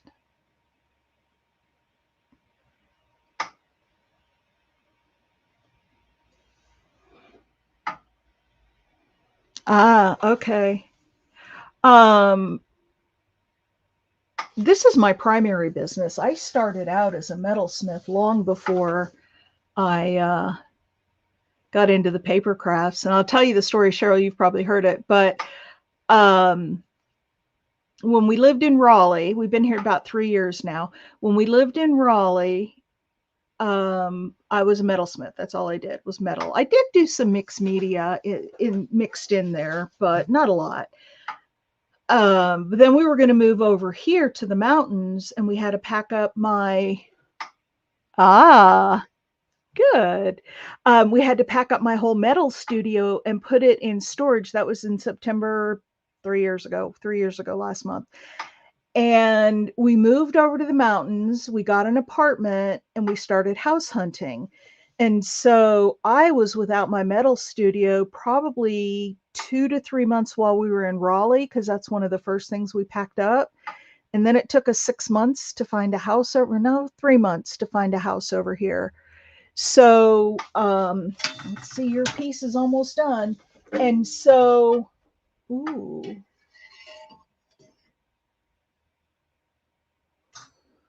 Ooh, okay. I don't know that I'm seeing the brown in there, but it's still cooling. Looks kind of similar to the other cheetah piece, but this one's got the brown. So that's really hot. That's all only way I can show you right now, because that thing's 1,000 degrees. And so when we were living in the apartment, I was going stir crazy. I had been without my metal studio for a good 4 months, and I had no creative outlet. So I started watching YouTube and I started seeing all this junk journaling stuff. And I thought, oh, that looks interesting. So I started going out and buying stuff. I started going to thrift stores. I started going to Hobby Lobby, which was right down the street from me at the time. And that's how I got into the papers and stuff. And then when I got my metal studio back, I was like, I don't want to give up the other stuff. And so I just kept doing it. And now I do both. But yeah, metals was my very first. Okay, the lichen, the green is coming back. It looked real whitish in the beginning. But again, as it cools, the color changes. I probably should have put 2 coats of that lichen green on. But I like this. You can't see the brown a whole lot, but you can see it. So what I might do on this piece is, or what might be an answer on this piece, you probably won't be able to see the green so much, because it is green. I mean, when you see it in person, it is green. You can see some of the browns around here, but I'm not seeing the browns enough for my liking.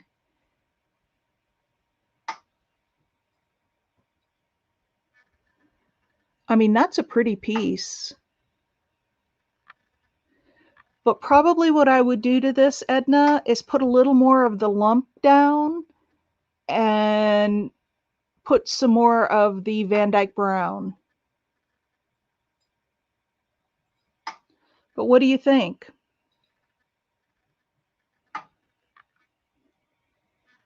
Yeah, that's my story. Okay, the green's coming out more and more. The more it cools, the more you see the green. I don't know. Can you tell the green in there? I can definitely see it. I mean, it's definitely different than the black and white. Look at the two together. This is the black and white. You can see that's green. We could just leave it like that. I mean, if this was your color combination, or I could put a contrasting color on top of that. It's definitely green and black. Should we put more, a little more of the brown on there and fire it one more time?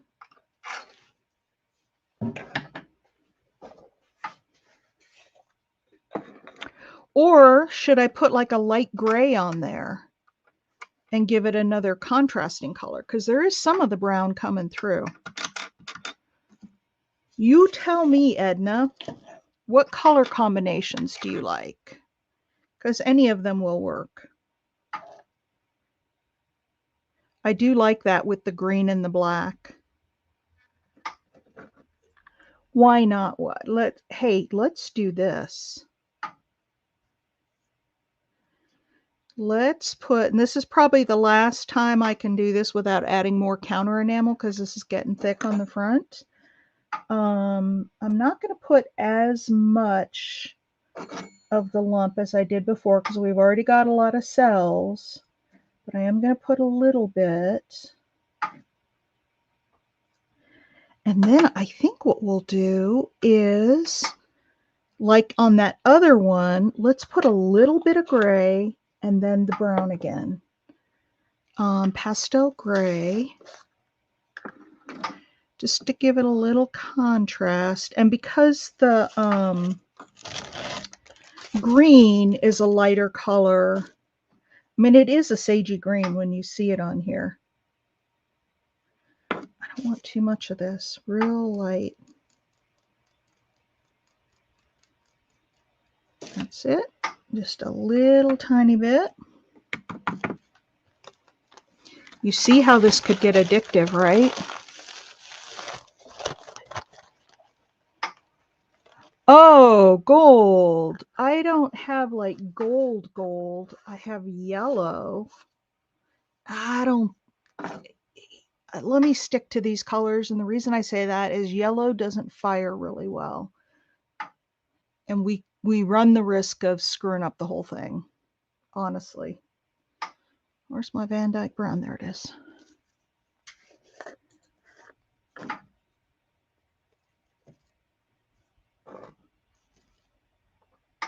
Now, what you can do is get gold foil and put it underneath the enamel, a transparent enamel, and then it would show through. So we could have done that if I had gold foil. I don't. And I don't really have an enamel that will show up gold. That's another thing I want to experiment with, is getting some of the gold foil. I did buy some silver foil. Darn if I know what I did with it. Oh, Lordy, I need to clean up this room. I need to clean it because I bring stuff down here and I set it down and then I forget. And I'm so bad at that. Do you want to go out and buy everything now to do this? Yeah, no yellow. Yeah, it's a lot. It's a lot to buy all the things you need to do this. It's a lot.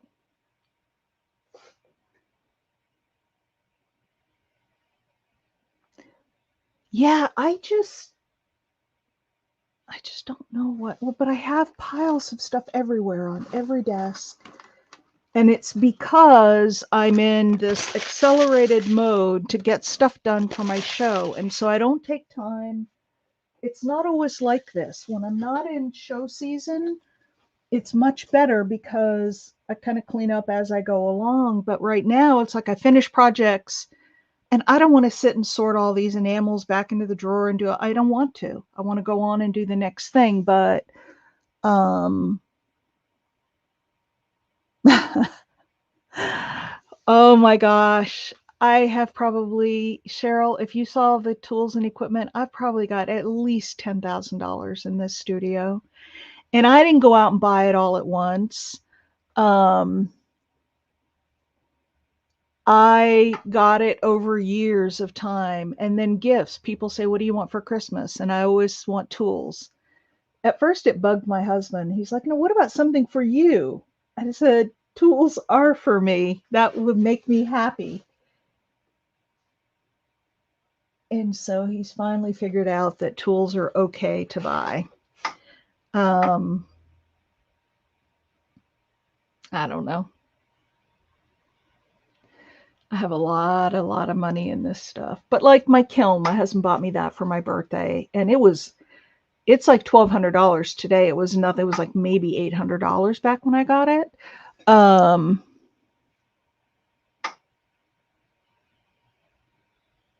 But you can start if you want to start small with metals, you can. You don't have to spend a ton of money.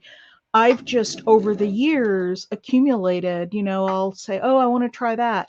Oh, you know what I saw? I saw a Craftsy class the other day, and they were embroidering with really fine silver wire and beads, and it was a crocheted necklace. So I ordered a set of crochet hooks. I don't crochet, but I want to try that really bad.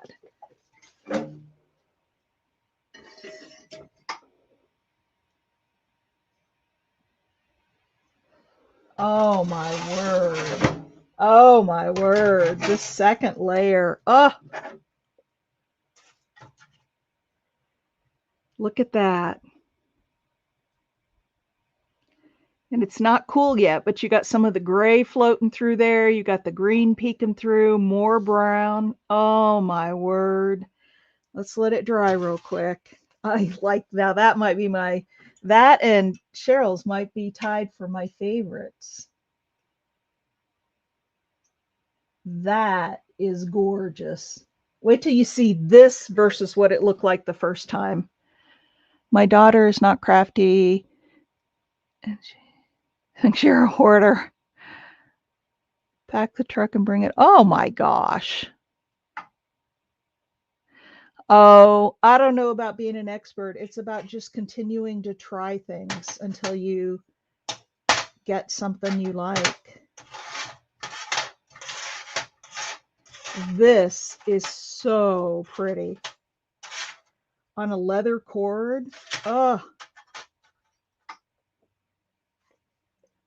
look at that, Edna. Can you see the colors? Let me get the light over closer to it. Hang on. Let me get the light right on it so you can see the colors. Can you see all of those beautiful colors in there? Look at that. And all the different cells. And now you see the little, ooh, I'm shaking. The little bit of gray down in there, kind of spider webby. And then the green in the background. What do you think of that? And the brown is really showing up now. Isn't that beautiful?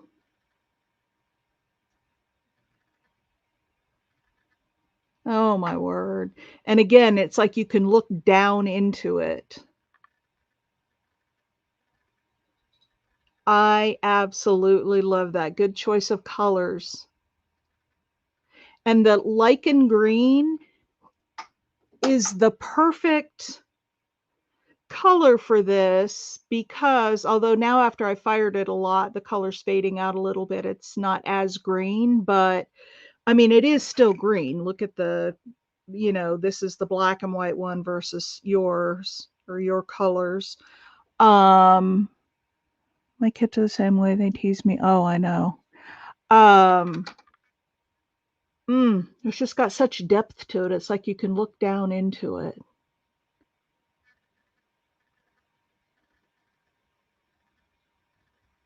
I love it. I absolutely love it, you guys. These are the pieces. Let me bring my camera down again.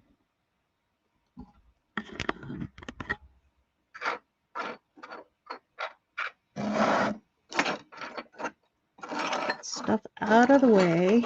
And you can see why I make a mess when I work, because who wants to clean as you go? I just want to keep going. I don't know how much lower I can get that, but can you see those real good?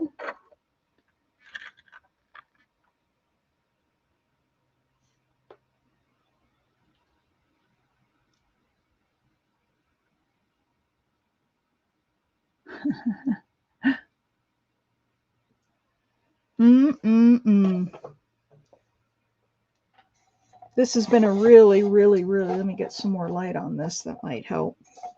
Does that help a little bit with the colors? Oh my gosh, and look at the brownish reds that have come through on here. That works perfect, that Woodrow red with the green, the avocado. And maybe the avocado would have been good in the background, but this is definitely green back there. It's just a lighter green. The only one I'm not thrilled with is this one. And I may, when I get back to enameling tomorrow, you know what it reminds me of? Teeth. Like, see this row? There's a row of teeth there, and there's a row of teeth there, and I don't like that. So I think I will add some more lump and add a different color in there. I don't know what yet, but I'll find something. Maybe a different shade of blue, a lighter blue with it would probably be really nice. I don't like that one. The rest of them I love. And I love these two, that where you guys picked out the colors. Oh, you guys are the best. All right. Well, I've been on here for, what are we, 2.5 hours now. So, and I'm really, really hungry. Hang on a second. It's gorgeous. They're all beautiful. Yeah. Yeah. All in their own way. They're pretty. All in their own way. All right, I'm going to go ahead and end this live. Thank you. If you haven't, please give me a thumbs up. I like them all. Cheryl, you ladies have a grand afternoon. All right. Enjoy the rest of your afternoon. Thank you. I'll see you all tomorrow morning on Art Before Breakfast. Bye.